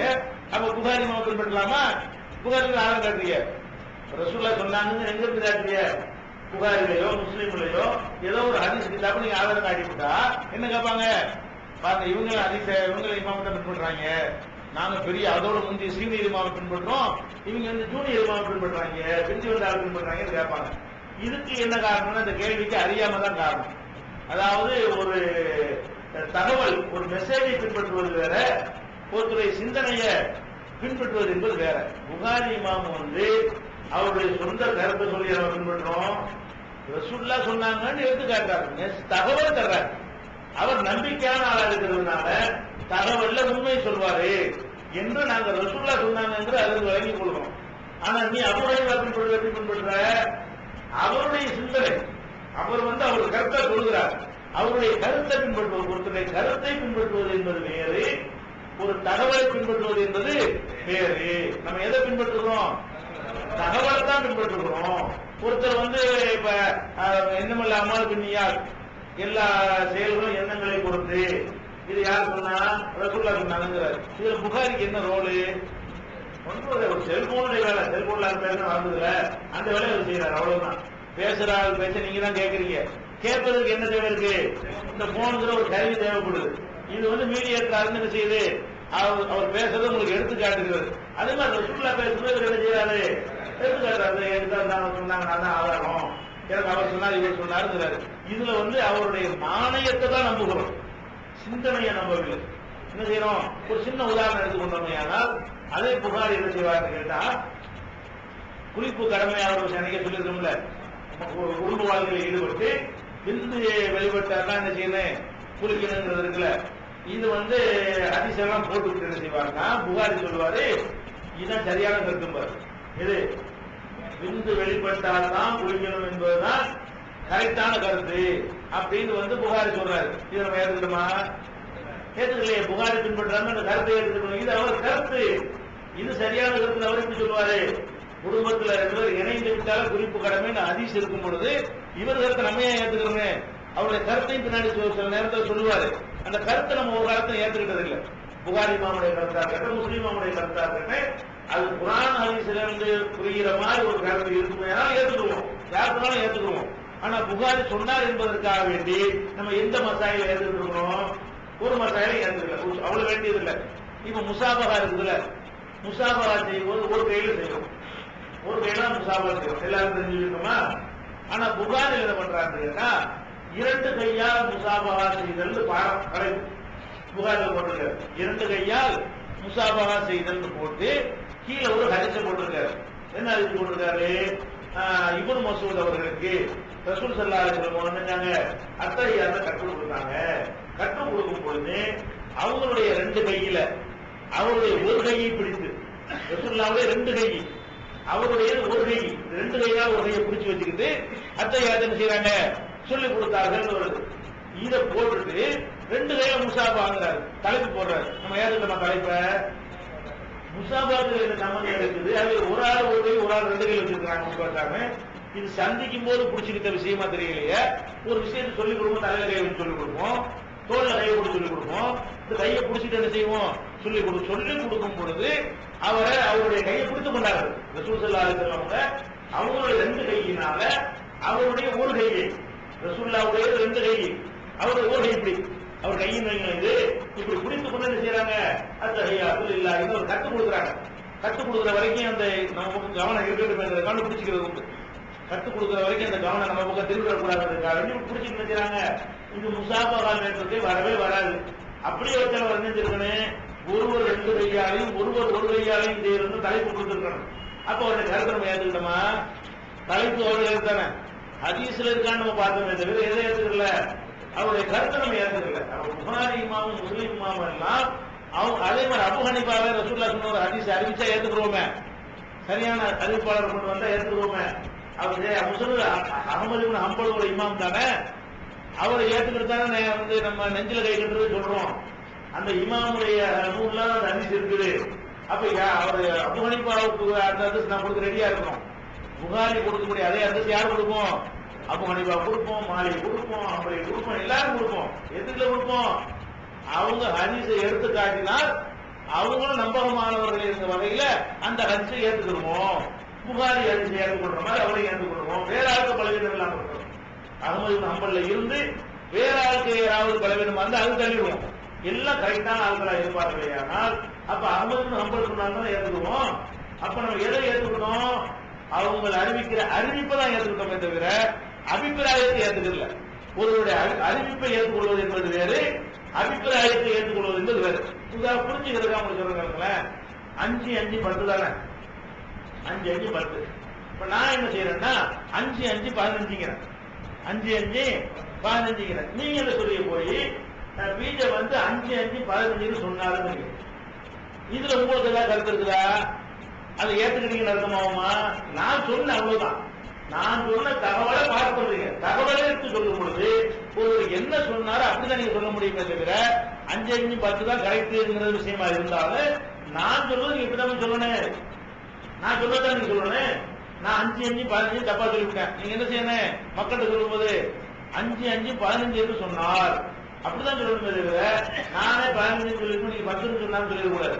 கணக்கு சரியா இருந்தாலும் கருத்து வேற தகவல் வேற வித்தியாசம் வாங்குறது. கருத்தை பொறுத்த வரைக்கும் தப்பு தான் அது. நான் தானே சொன்னேன், நான் சொன்னது உண்மைதானே. நீங்க 5 5 15 என்று பீஜ சொன்னாருங்கிறீங்கள, அது ஒரு உண்மை போய் கலந்துதா இல்லையா? எது உண்மை? நான் சொன்னேங்கிற தகவல் உண்மை. ஆனா மெசேஜ் போய் மெசேஜ் 5 5 15 கிடையாது, 10 தான். அப்ப அந்த மாதிரி என்ன செய்யறோம்? நம்ம ஹதீஸ்ல ஏற்றுக்கொள்ளும் போது ரசூலுல்லாஹ் சொன்னாங்கிறத தான் நாங்க எடுத்துக்கிறோமே தவிர அதிலிருந்து ஒரு புரிந்து கொண்ட கருத்தெல்லாம் நம்ம என்ன செய்ய மாட்டோம், எடுத்துக்கொள்ள மாட்டோம் என்பதை நீங்க புரிந்து கொள்ள வேண்டும். நாளைக்கு அந்த முத்தசாபியாத்துக்கு முக்கியமான விஷயம், இந்த மதுரை பின்பற்றக்கூடியவர்கள் அதையும் ஒரு ஆர்வமாக அமைக்கிறார்கள். அதுக்கு தான் நாளைக்கு